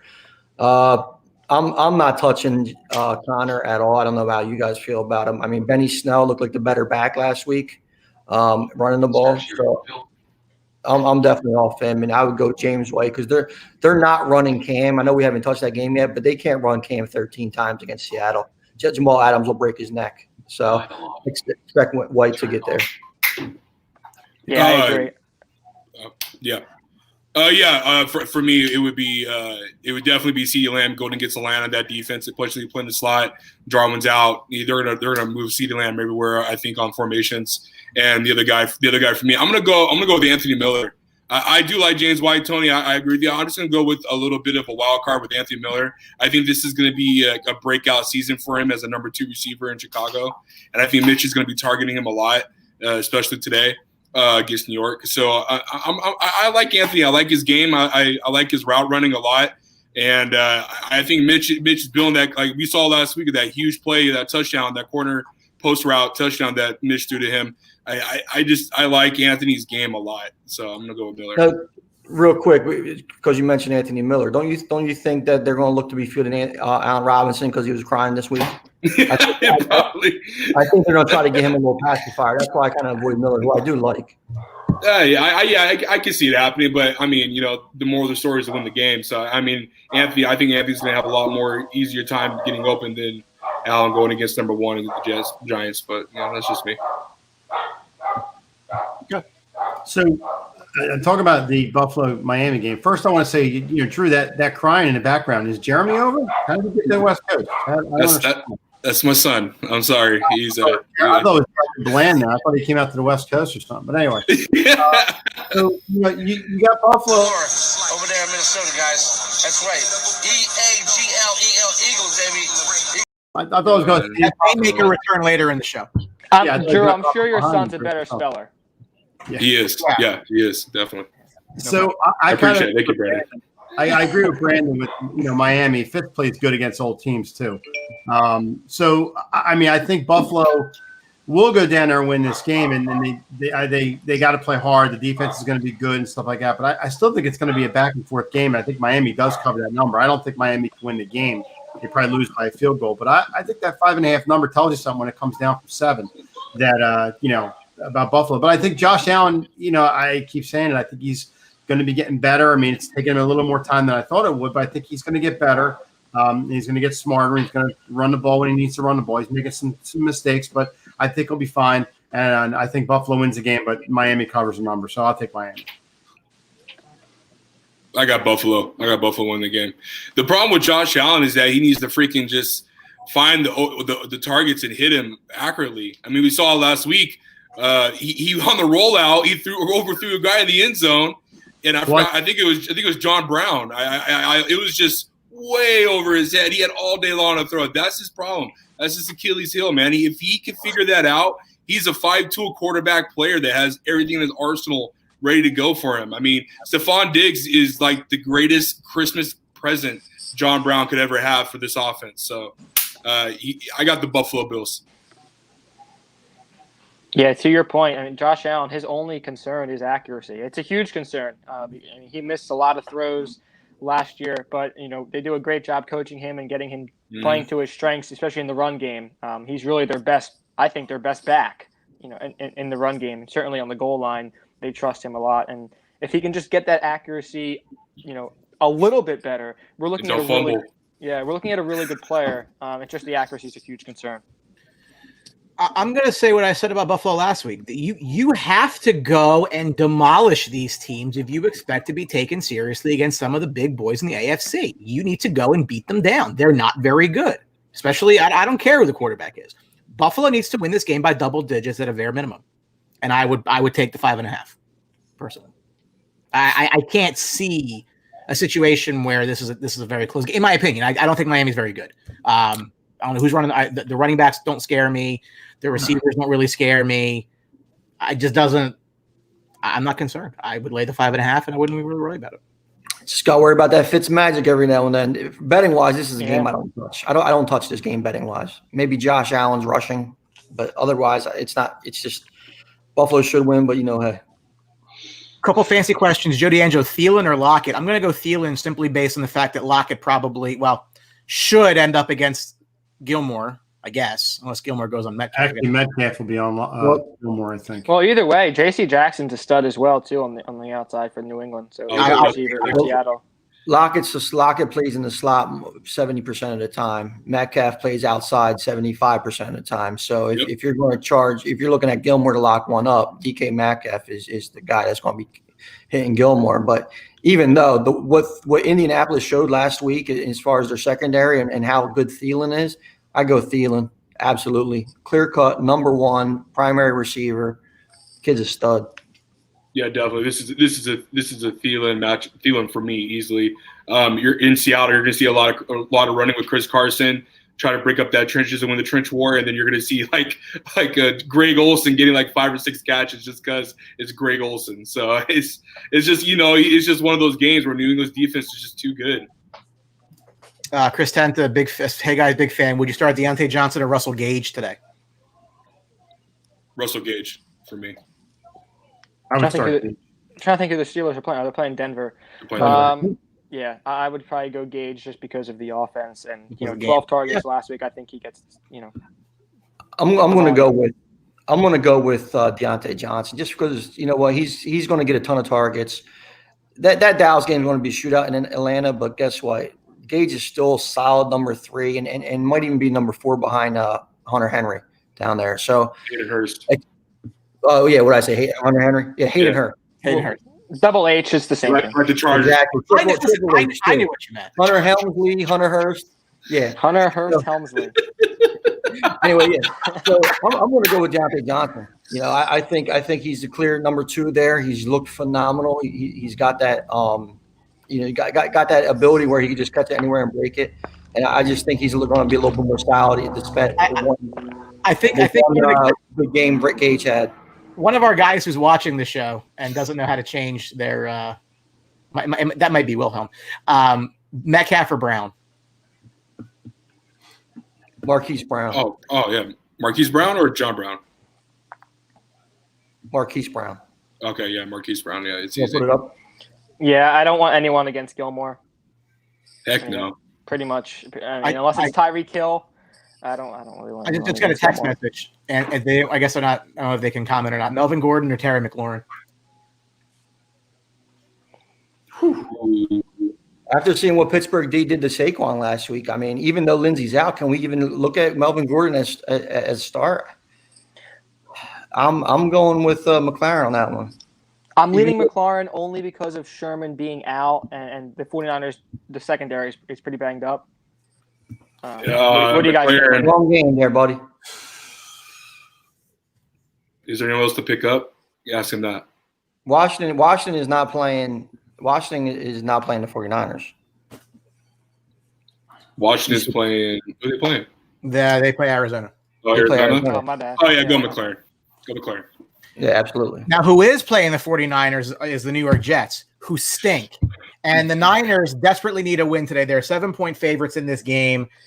We said, I think you said it first, that they need to win today. And I agree, because if you lose to the Jets, the rumor is they kick you out of the league or give you like a 2-week penalty where you don't even play. So for a Niners team in a division where they were the only team that lost last week, I think they absolutely have to get a win today. I don't care who's injured on the 49ers. You're a better team than the team across the field from you. And this is a game where if you find a way to lose it, I got questions about you moving forward. I don't want to hear about the Super Bowl hangover. It's the Jets. It's the Jets. That's the only case I need to make is it's the Jets. There's no Le'Veon Bell in this game. I don't know who's going to – I mean, is somebody else isn't playing. Was Perryman not playing? One of the receivers is out. Jameson Crowder's out.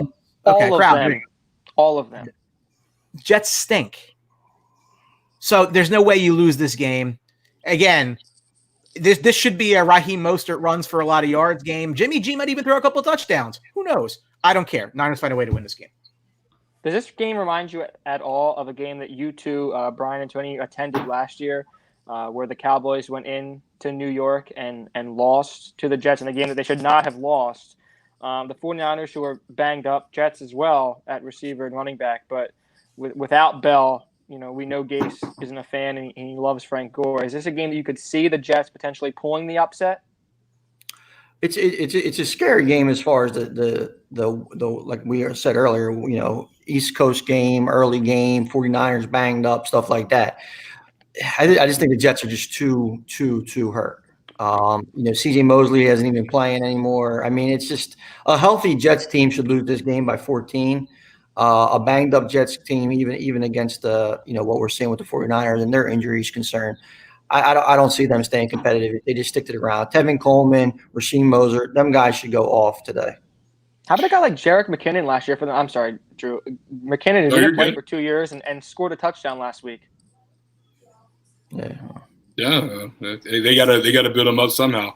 They pay, I don't know what his contract is. I think he got a nice little contract before he got hurt. But for me, like Tony, this is if you're a fantasy manager of Mostert or Coleman, I'm plugging both of them in. Maybe Ayuk. I don't know about Sanu. He is comfortable with the Kyle Shanahan's offense from Atlanta, but overall, this is a San Francisco game that should be automatically won in all phases, special teams, defense, and offense. And if you want to add in coaching because it's not hard to beat Adam Gase when it comes to coaching and game planning. But regardless of the fact,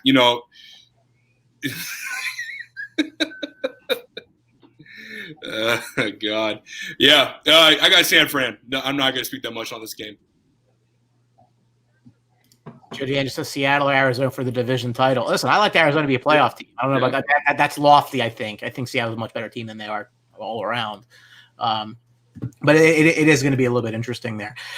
Next up, the 1-0 Los Angeles Rams fly cross country, and they're going to take over there in Minnesota, guys. That's right. Eagles, baby.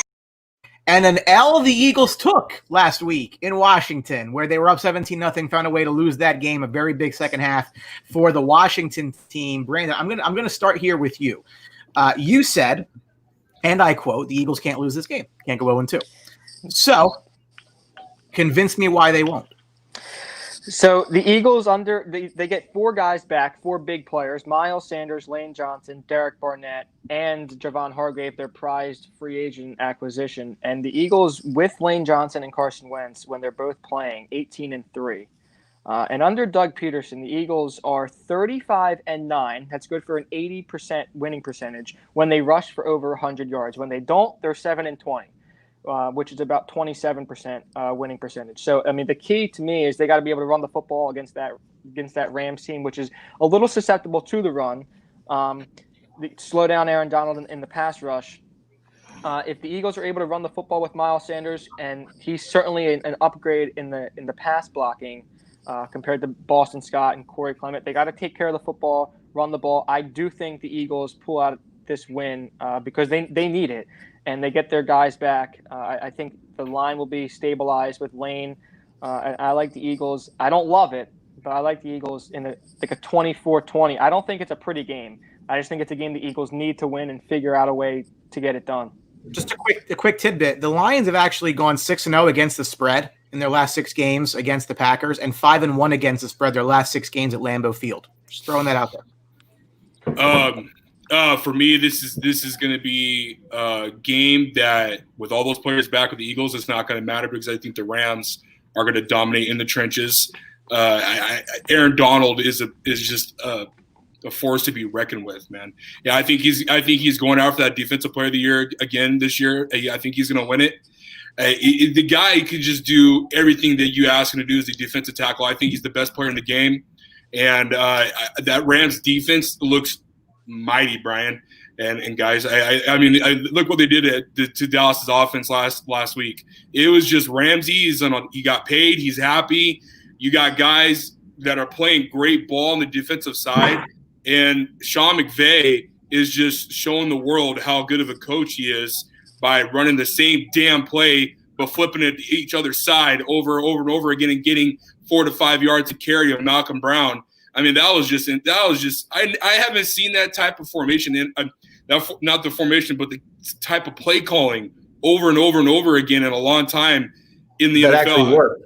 It worked. Yeah, exactly. It worked. He kept doing the same thing. You don't see coaches doing that much, but he kept doing it because he's just that type of coach. I see the Rams just rebuilding this offense, rebuilding their confidence, and they might be a sneaky pick that all of us overlooked because I don't think many people picked the Rams to look good or even be good. I had them out in the swamp, besides Tony, of course.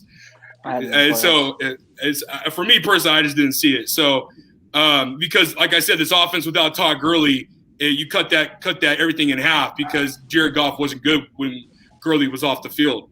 But hey, maybe he's making a believer and Sean McVay's installing confidence in him. They got Woods locked up. They got Kupp locked up. Higbee's there. That offense is good. That offensive line looks good. Whitworth looks like he's 25. I mean, this team's good, man. I got the Rams winning against the Eagles. I'm taking the Rams as well, Drew. I mean, a lot of good points there that you made. Better play calling. I think down the stretch, we look at quarterbacks. I don't have much confidence in Peterson. The defense really stepped up. I mean, let's not fool anybody. Dallas' offense is much better than what they're really putting out on the field right now. Defensive line is dominant, and and they held Dallas to, well, it should be 20 points. So, actually could have been 24 or 23 points, but hey, whatever, it says 17 in the box score, so that's what it is. So when you're looking at their defense and how much the Eagles struggled against the pass rush, which was phenomenal by the Redskins or the football team last week, I think that's going to be the difference in the game is the pass rush that the Rams provide on Wentz, and then the play calling and the creativity of getting guys like Robert Woods and Cooper Kupp open all day against the Eagles secondary. Eagles, high-scoring game, lose, Rams cover. Do you Tony? Well, I'm gonna ask Brandon first, but then Tony, I know you could chime in, and Brian. Do you guys see Darius Slay falling Kupp? No, I think it's Woods. Is he going to be on Woods? Kupp's a slot guy a lot. I think you see him on Woods, who really is their number one just in terms of targets. Sorry. So I think he's on Woods. He played very well last week against McLaurin, held him to 2 catches. And the Eagles' defense really was not the problem at all last week. It was the offense, turned the ball over, couldn't protect the quarterback. That was the issue. I think whichever team is able to run the football better is the team that wins, because I think a lot of these offenses, their passing games are kind of built off of their ability to run the football. And certainly the Rams, it's they run the football and then they get the play action going. The Eagles very good against the run. So I think the Eagles will have an advantage in the running game with Miles Sanders, who's back and 100% healthy. So that's literally the only reason, because I think they're going to be able to run the ball. I don't know how much they're going to actually worry about Slay shadowing anybody actually in the slot, because how they run that offense. I mean, they're running a lot of crossing routes, a lot of stuff like that. That stuff's murder if you're trying to find somebody over the middle. I mean, especially and you have Higbee too out there. So Slate's shadowing, I don't think it matters, and it's not like they're reliant on just one particular receiver. They're going to be, if Kupp's open, they're hitting him or whoever, or Woods or whoever. I do like Miles Sanders, though, a lot today out of the backfield receiving-wise. I think that's going to be one of, the swing passes and stuff like that have to be incorporated to keep this Rams defensive line off of Carson Wentz. And I think his over-under is only like 21.5. I hit that earlier today. So I took Miles Sanders receiving over 21.5. Everything tells me I should be taking the Rams except for the line movement. And I think that the money's coming in on the Eagles. I think big money, the big money. Most bets are on the Rams, but the big money is going on the Eagles. All the sharp money is on the Eagles. Yeah, I think because of that, I think they find a way to win. And I think, again, should have won last week. They gave it away. I think that you fix those mistakes. And I do think having Miles Sanders helps a lot. I think it's hard for me to say that the Eagles are a better team than the Rams, and I don't really think the Rams are that great. But I think the Eagles find a way to squeak this out. I think it's a field goal type game. It's not going to be, a lot of points one way or the other. I think if the Rams do find a way to win, it's not going to be by a lot. I'll take the Eagles to win this game. The 1-0 Pittsburgh Steelers are visited by the 0-1 Denver Broncos. Steelers -6.5 in this game. Over/under is 40.5. We've said about the Steelers, again, front seven's the best in football. Very, very, very good defense. Tony, you're concerned, though, with the offense, not necessarily so much that the passing offense is a problem, but all I heard from Mike Tomlin was James Conner is going to be their bell cow back. He's going to be the lead guy. He's going to get a lot of carries. And then all of a sudden, it didn't happen that way. Made a bit of Tomlin, listen, in the preseason, a lot of coaches blow a lot of smoke up your ass. But at the same time, if you look at James Conner's track record, he's never really been extremely healthy. He hasn't been the most durable back. And I think if he truly believed that, they wouldn't, thought so highly of Snell, and they wouldn't thought, highly of McFarland to actually, draft him early too. So, I mean, you kind of read between the lines what you're saying there. Snell looked like much better back. And I don't know if it's really concerned because I think the running backs, the running game themselves, whoever they use should be okay against Denver. Pittsburgh should just run these guys off the table. I mean, Drew Lock is in for a world of hurt today. I mean, Daniel Jones didn't look too bad last week against them, but at the same time, I don't see any way where Pittsburgh loses this game at home against that offense. Yeah, I was expecting a lot more out of the Denver Broncos offense last week and, for the whole season. Only scoring 14 points against the Tennessee Titans. I don't think the Titans defense is that good. I was expecting a lot more out of those weapons. They have Fant, Judy, Cortland Sutton, the running backs, Lindsey and Melvin Gordon. Lindsey's out, I think, with a turf toe. But I was expecting a lot more from that Denver offense, and I just didn't see it. That was the hope that I had. I thought their offense would be better, but I like Pittsburgh in this game because I think that's the best defense in football. With that front, the secondary with Minka Fitzpatrick, I like the Steelers in this game. I like them to cover. Big Ben's back. He looks good. He says he doesn't feel good. Said he felt like he got hit by a train, and then on Tuesday he said it felt like a car accident. He's obviously still not taking care of himself very well, but I like the Pittsburgh Steelers in this game. Most interesting stat line from week one after week one was done. Big Ben had more rushing yards than Saquon Barkley. Yeah. that was great for me. I love that. Listen, man, Big Ben's going to win comeback player of the year this year. He looks great to me. His arm looks amazing. Like Tony hit earlier in our last game, or the question with Deontay Johnson. Deontay Johnson would have had a bigger line if he didn't catch two balls. I mean, you would have two more catches easily if you didn't miss those two easy balls that have been through him. That offense is stacked. It looks like the offense of old. I stayed away from James Conner. I think he's just becoming more injury prone as the weeks come by. You can't trust the guy. It was his first year. It was his hamstring. Then last year, I don't know what it was last year, but now this year is his ankle. It's always something with him. It's like Melvin Gordon. It's just always an injury. It's always something it's always halting his performance. The offensive line looks great. And real quick, Drew, while you're on Connor, I want to bring this point up too. Is as you mentioned, anybody plays sports too. There's some questions in the locker room about Connor. There was this week. There was questions about how hurt actually he was during the game, how hurt and everything like that. Mm-hmm. You start bringing them questions up, that's a problem. Yeah, I agree. I agree, Tony. I agree. You just got to question his heart a little bit. It kind of makes you think, Brian. I remember we talked about this a couple years ago with Le'Veon Bell. He should have signed that deal and stayed with Pittsburgh, and his stats and everything. He could have been easily on track for the Hall of Fame. And now these last 2 years, I mean, we're seeing an injury battle running back who isn't providing anything in New York because their offensive line is hot garbage and an organization, a head coach that don't even want him. So, I mean, look, the sky could have been the limit for the Steelers after Antonio Brown left. That Le'Veon Bell could have been that guy playing the slot and playing running back, and they thought Connor could be that guy. He's not. Denver's defense is just going to be hurt because of Von Miller, AJ Boye out. Pittsburgh's going to have a day. I think Deontay Johnson, Tony, is going to be what Juju was 2 years ago with Antonio Brown. Would you play Deontay Johnson or Marvin Jones? I pay Deontay. I'm not a Marvin Jones guy. I'm paying Deontay. Again, I go back to Jones is their main offensive target. Tony? Say that again, Brennan. Deontay Johnson or Marvin Jones? I'll take Marvin. Okay. Marvin, as they say in Pulp Fiction. Yeah, I just think you have to because I don't know. He's in position to get so much more volume. Does it concern you that he's going against Jair Alexander? Yes, Jesus, absolutely it does. But like I say, he's going to get the volume. I mean, there's no one else to throw it to. They're going to be down in that game, I think. Yeah. And throwing. Yasin, Colts cornerback, is out for the game. Just a heads up. Yeah. I might go Minnesota. So you're telling me my Adam Thielen pick, my flex play for Adam Thielen's pretty good?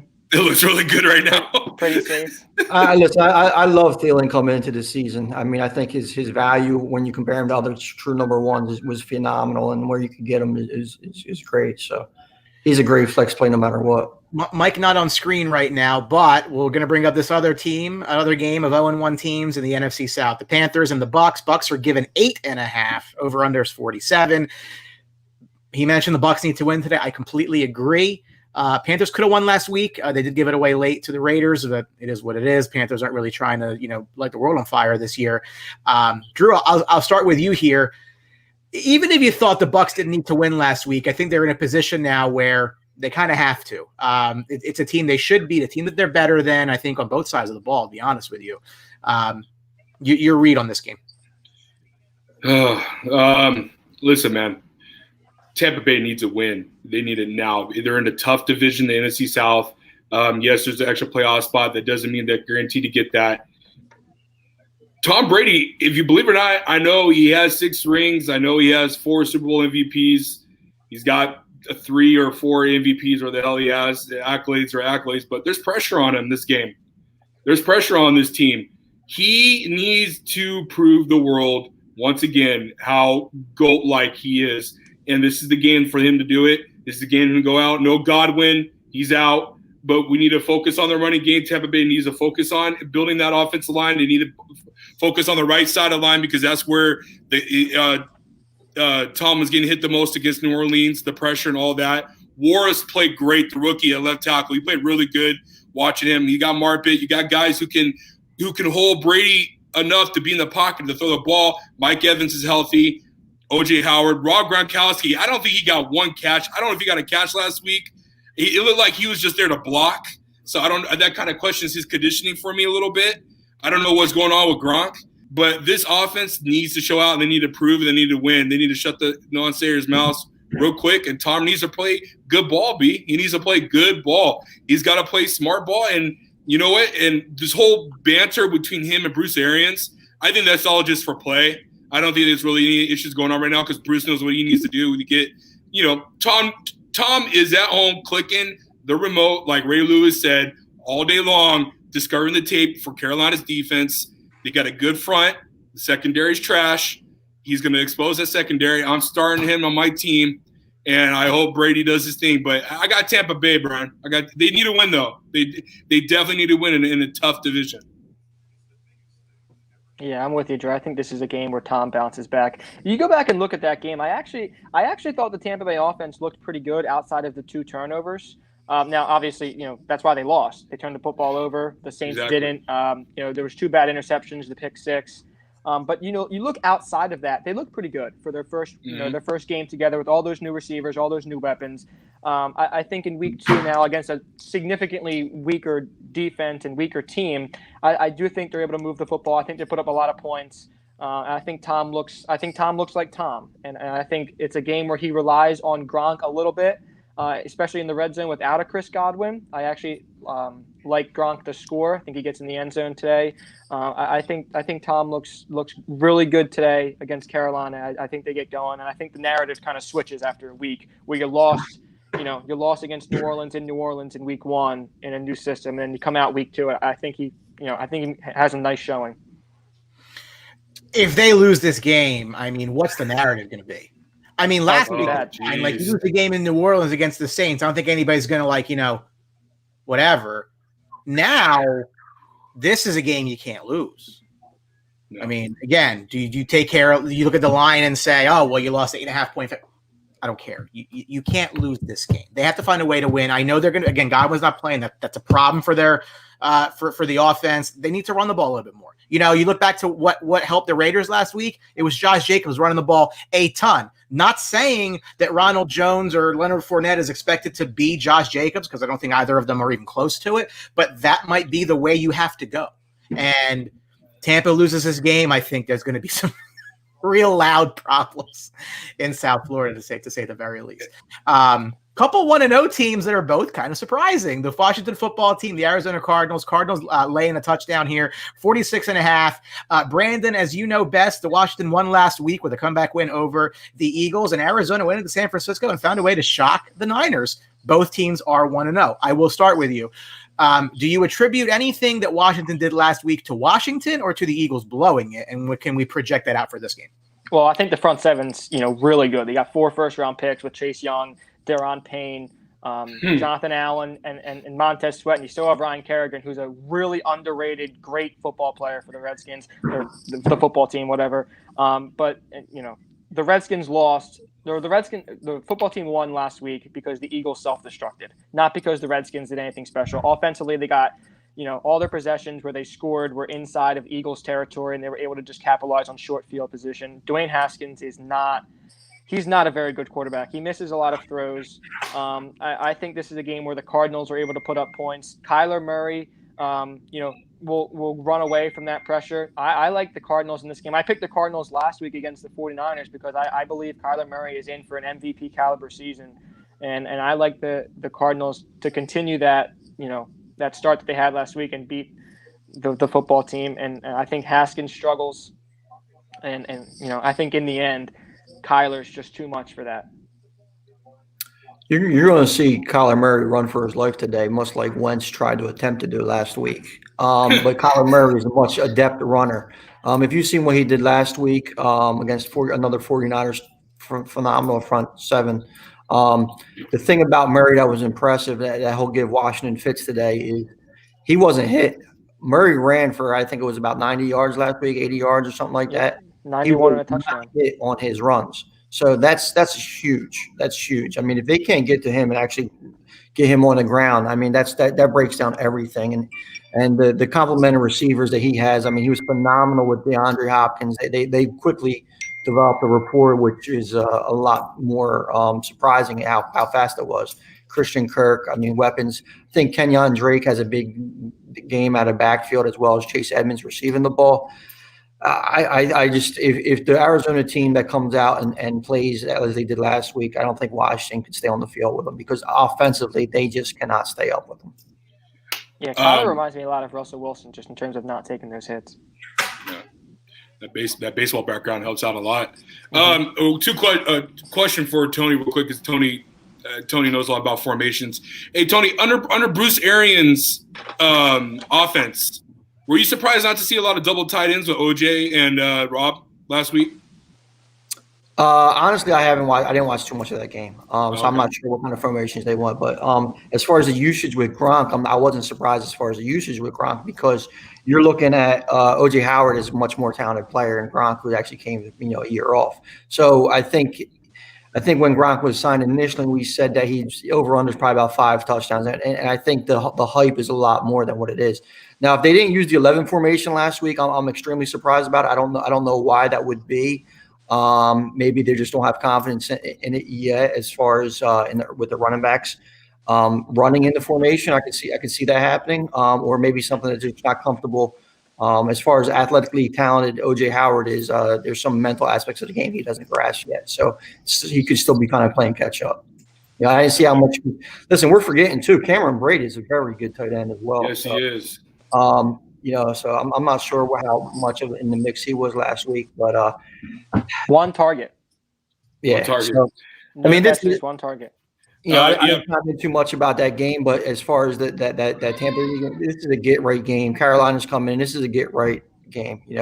Teams struggle, have a bad out. Listen, I have some fans. I have some friends who are Tampa Bay Bucks, and they're feeling the hate that Tom Brady gets after one bad performance that he got a lot of times in New England. So I think that's a little overblown. So that's a get right game as far as that. But I would like to see a lot more of the 2 tight end 11 personnel in Tampa. I think that's probably their best formation, especially with Godwin out. I mean, I'd rather have Howard out there, and I mean Scotty Miller and Watson or stuff like that are supposed to be phenomenal in the slot, but Evans back, Godwin out.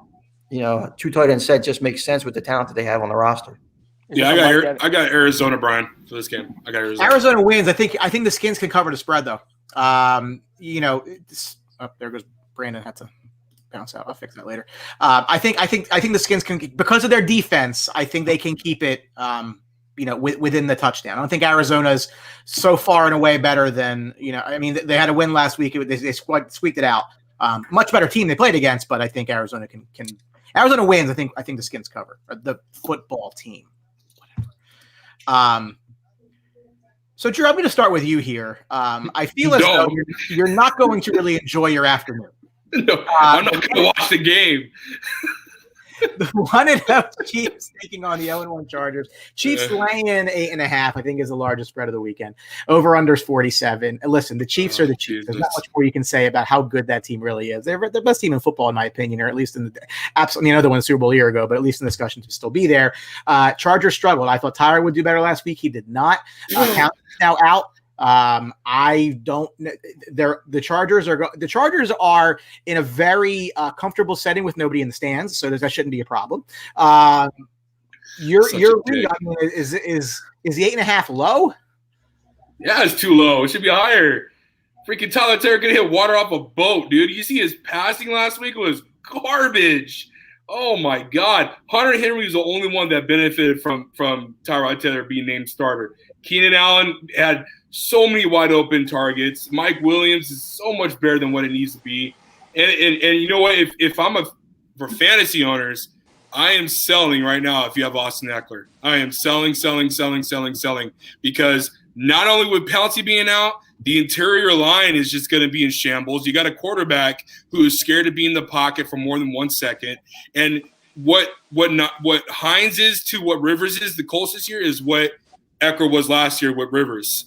That's where Eckler's value was, because he's a great pass catching running back.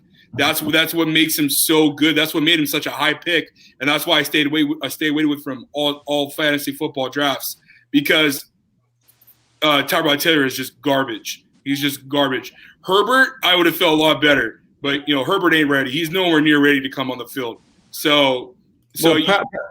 It's just bad. It's just bad. Well, Chiefs are going to win a landslide. Yeah, too. I mean, his protections also. Yeah, that's what I was about to say. They're missing three starting offensive linemen now, and just Pouncey. What's that? Everybody else is back. Yeah, Trey Turner, he got hurt mid-game, I think he might have missed last game. I don't know for sure, but I know he's back this week. I know before Pouncey, they were out like 3 offensive linemen at times. They were all banged up, and you don't want to put Herbert back there. No. Tony, he shouldn't see the field at all till the end of the season, like they did Drew Lock last year.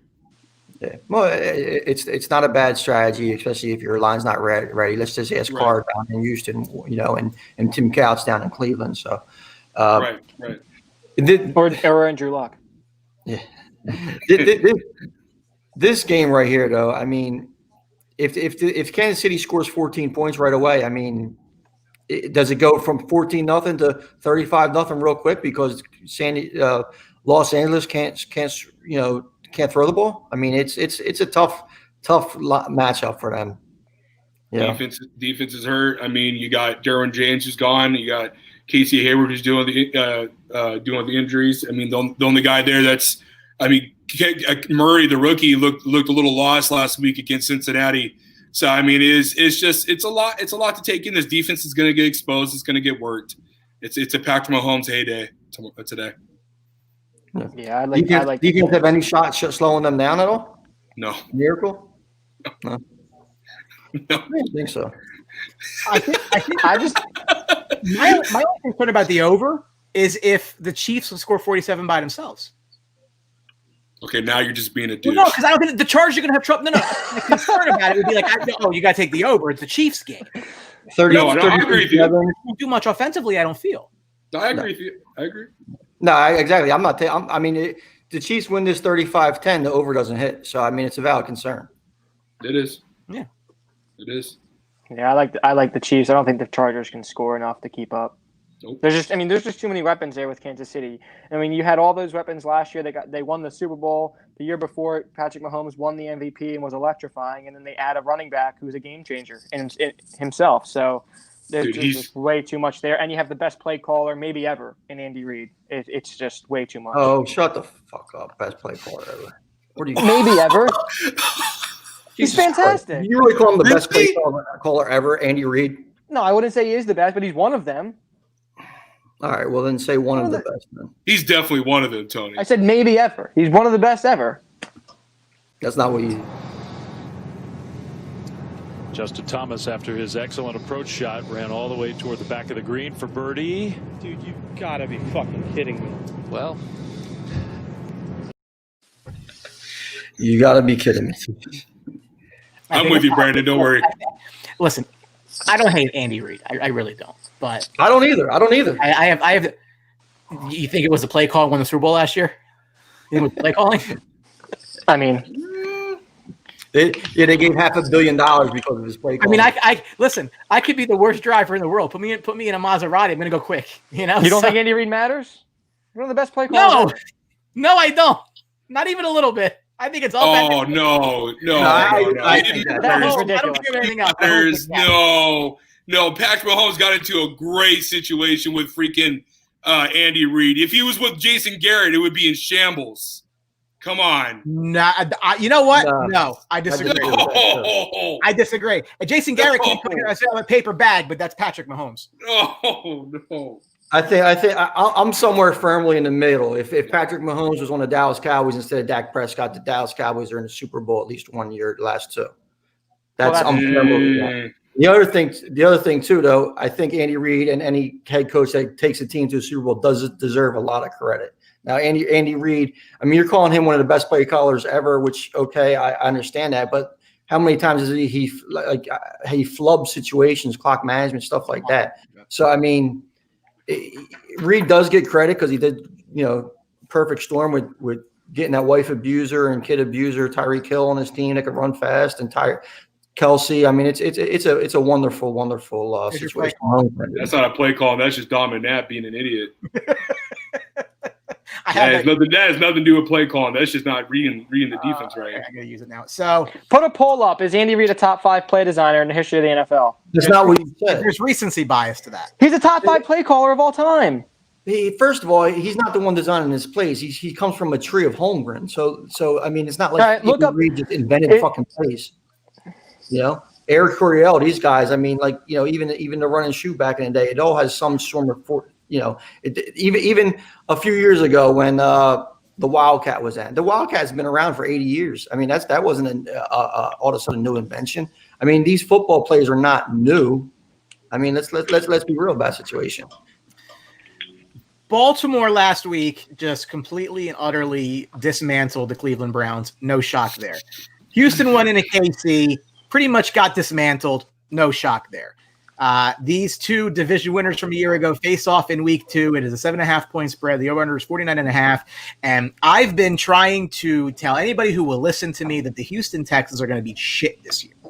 And I have not backed off that statement. And their schedule is bad. You want to talk about a first 2 games that you want to basically walk into traffic? You get the Chiefs and the Ravens the first 2 weeks. This is a disaster, and Deshaun can't do it all himself. So, Brandon. Houston. Speaking of that, Brad, it's the first time I think a team has faced back-to-back MVPs in the first 2 weeks of the season. I think I read that stat today too with Mahomes and then Lamar Jackson. Yeah, I read that. Yeah. Hey, man, Houston's offensive line is trash. It's garbage. David Johnson looked okay. He looked like he's, he had a little resurgence last week. Will Fuller, he didn't get hurt, so that's automatically a win for the season for week 1. And that's about it. Deshaun Watson's going to be running for his life. This is a way better defense, I think, than Kansas City. And Houston's just going to be in shambles. And Bill O'Brien will be back next year. So there you go. There's your summary for Houston, man. Houston is if there's ever a receiver away. Yeah, exactly. It's just if there's ever a time for a quarterback or for a player in Deshaun Watson's status to not sign that deal, I wish Deshaun never signed that deal so you can go somewhere else and shine. But get your money when you need to get it. And he loves Houston. I know he has a lot of heartstring and heart pulls in Houston, but this team is bad, dude. This team is not good whatsoever at all. I got Baltimore, by the way. Surprising. Yeah, we talked about the Deshaun contract. I mean, this is just more to sell jerseys and to have somebody to the franchise actually win football games. Oh, without a doubt. He got a lot of love during the week, I guess, for an ass beating from Kansas City, and, which is a surprise. But I think with Lamar Jackson, Deshaun Watson, sort of younger stars in the NFL, they're really looking to promote that. So, I mean, this is going to be ugly. There's going to be a lot of points, and most of them be on Baltimore. I do not see this close because I don't think David Johnson all did look like a 2016 version of himself. I don't think he has enough in the motor to actually be effective against a Ravens defense that's out to take their heads off. Yeah, I just don't think Houston's athletic enough defensively to keep up with Lamar Jackson and J.K. Dobbins, Mark Ingram, Marquise Brown. Lamar Jackson's so dynamic, and Houston's defense is the weakness of that team, and I don't think they're going to be able to slow them down. I like Baltimore to roll in just about every game this year, honestly. I think they're, one of 2 or 3 the best teams in football, and they're just going to keep rolling. I think they roll today. Houston's going to struggle. They're going to be 2-6 in their first 8. That's a bad team. Bill O'Brien is the worst GM in football. It's not a good roster. I mean, it's just not. And Baltimore has a great roster, and they have the MVP. I can't see Houston hanging in this game. I said it last week. I think it's the same exact thing. I don't think Houston's that really good that defensively. I think they can score on the Ravens. This could end up being very similar to the 2 games these two teams played last week. Baltimore's going to win this game. I think the 7.5 might be a touch low. I think Baltimore wins this game by double digits relatively easily. I don't think there's that much pushback from Houston. I don't think Houston's very good. I just don't. Cool. The Sunday night game. The New England Patriots 1-0 with Cam Newton fly cross country to Seattle 1-0 against the Seahawks. Seahawks laying over under 44.5. Pats got the win against Miami last week. I don't think that was too much of a surprise. The spread was a little bit high last week, but clearly not. Seattle just torched the Atlanta Falcons offensively, but defensively they did allow points to a good offense. This is not going to be the same thing. This is a completely different team. Seattle rolls them. I don't think. I think Patriots winning that game last week was a nice accomplishment against a bad team in Miami. But as far as them going to Seattle winning, Cam Newton isn't going to run the ball 13 times again. If he does, he might leave on a stretcher. I mean, they're going to have to rely on his arm to win, especially that offense to keep pace. And I can't see them keeping up with Seattle. Seattle wins no matter who Stephon Gilmore plays, and I think they win rather easily. I agree. And Jamal Adams playing down the box where that's his strength. I think Cam Newton's going to struggle running the football, and he's going to struggle throwing the football because he's just not very good at it. And, last week I thought Cam would have success on the ground, playing against Brian Flores, who's a Bill Belichick, disciple. And, Belichick struggles against the mobile quarterbacks. That's just, the flaw in that defensive scheme. So I like Seattle in this one. I think Cam struggles, and I like Seattle pretty easily. Russell Wilson was asked if he felt he was the best player in the NFL. He said, no doubt. I agree. He's the most underrated player in the league, somehow still is. No MVP votes ever for Russell Wilson. It's pretty ridiculous. He's never received an MVP vote. So I think, Seattle rolls. This is Seattle easily. No, not easily. I'm not going to say easily, but it's going to be like that kind of game where it's like 27 or 24-18, something odd. It's just going to be one of those games where Seattle's going to pull it out and win it out. You still got to give respect to Bill for his defense and his defensive mind, his scheme. Like Brandon said, it's going to be. He always has a tough time against mobile quarterbacks. It's going to be a Chris Carson game, I think, just running wise, not passing wide. That's an anomaly. Well, I don't think we'll ever see Chris Carson get 2 touchdowns in the passing game ever again. But, Seattle's a great team. They're one of my NFC favorites. I think this week is just going to get them to the right direction again. They'll be 2-0. And 2 of the oldest coaches ever to go head-to-head in NFL history tonight. Any upset? They're talking about extending Carroll, too. Did you see that? They're talking about extending to Carroll. Which is, 5-year deal, I heard. 5-year plan or something like that he was saying. So 5 more years for the old guy. Any quick upset plays before we get to the last game, because we are getting short on time? Upset. Giants. I think the Giants as well. Who'd you say, Brandon? Jets +7 and Dolphins +5.5. I don't know if they win, but I like those with the points. Last but not least, Monday night, which I found a spelling error, so let me fix that. The Saints and the Raiders. Saints 1-0, Raiders 1-0. Saints leaving 5.5. The first game for the Las Vegas Raiders in the Death Star, the Allegiant Stadium. Listen, the Saints are not the Carolina Panthers, so yeah. Win. I don't think it's that close. Saints might be the best team in football right now besides Kansas City. I think they're in Baltimore. I think they deserve to be in that conversation, and they're just getting better. Saints blow them out. Does no Michael Thomas concern you guys at all? Nope. I mean, Drew Brees, who likes those intermediate routes, to Michael Thomas. Big Kamara day. I think Latavius Murray's even a bad flex play. How about Emmanuel Sanders? If you got him, it's hard not to start him in a flex, sure. Cook. I like Jared Cook. I think this is going to be a Jared Cook game, especially against his former team. And Saints all day easily, dude. This is going to be a Cook day. So I just want to thank everybody. I want to thank Tony, Mike, who left, Brandon, and from Game Winning Drive, our friend Drew Trammell. Drew, tell people where they can find you. Hey, man, Game Winning Drive. Our first show is coming on this Wednesday. We're doing our thing on StreamYard. We'll be on Facebook, YouTube, Instagram, and Twitter. Follow us whenever you guys can. Appreciate it, guys. And when are your shows? Wednesdays at 6 o'clock. 6 o'clock Pacific.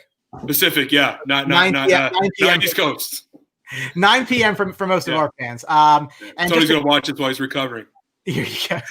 I just want a quick shout out to Crowd Play. Check out the app. Use our code THEBOX at sign up for 10 free points. A little more information about them.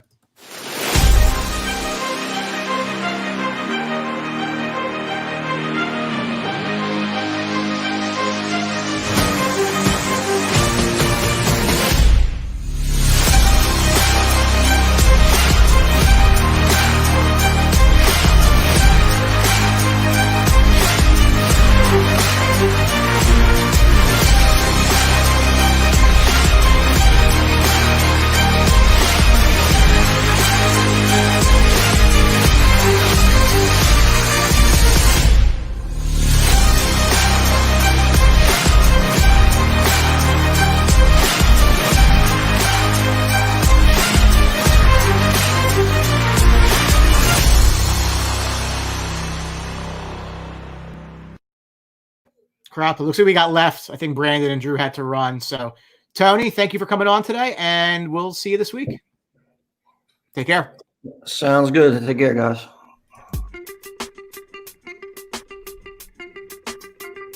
Yo, can you hear me? Thank you for watching the Sports Box. Follow us on Facebook at Sports Box Show, Twitter at Sports Box Show, Instagram at The Sports Box Show. Find us on YouTube and join Outside the Box our Facebook sports discussion group. The Sports Box is brought to you by our friends at CrowdPlay. Download the free CrowdPlay app today and use promo code THEBOX at sign up for 10 points. See you next time.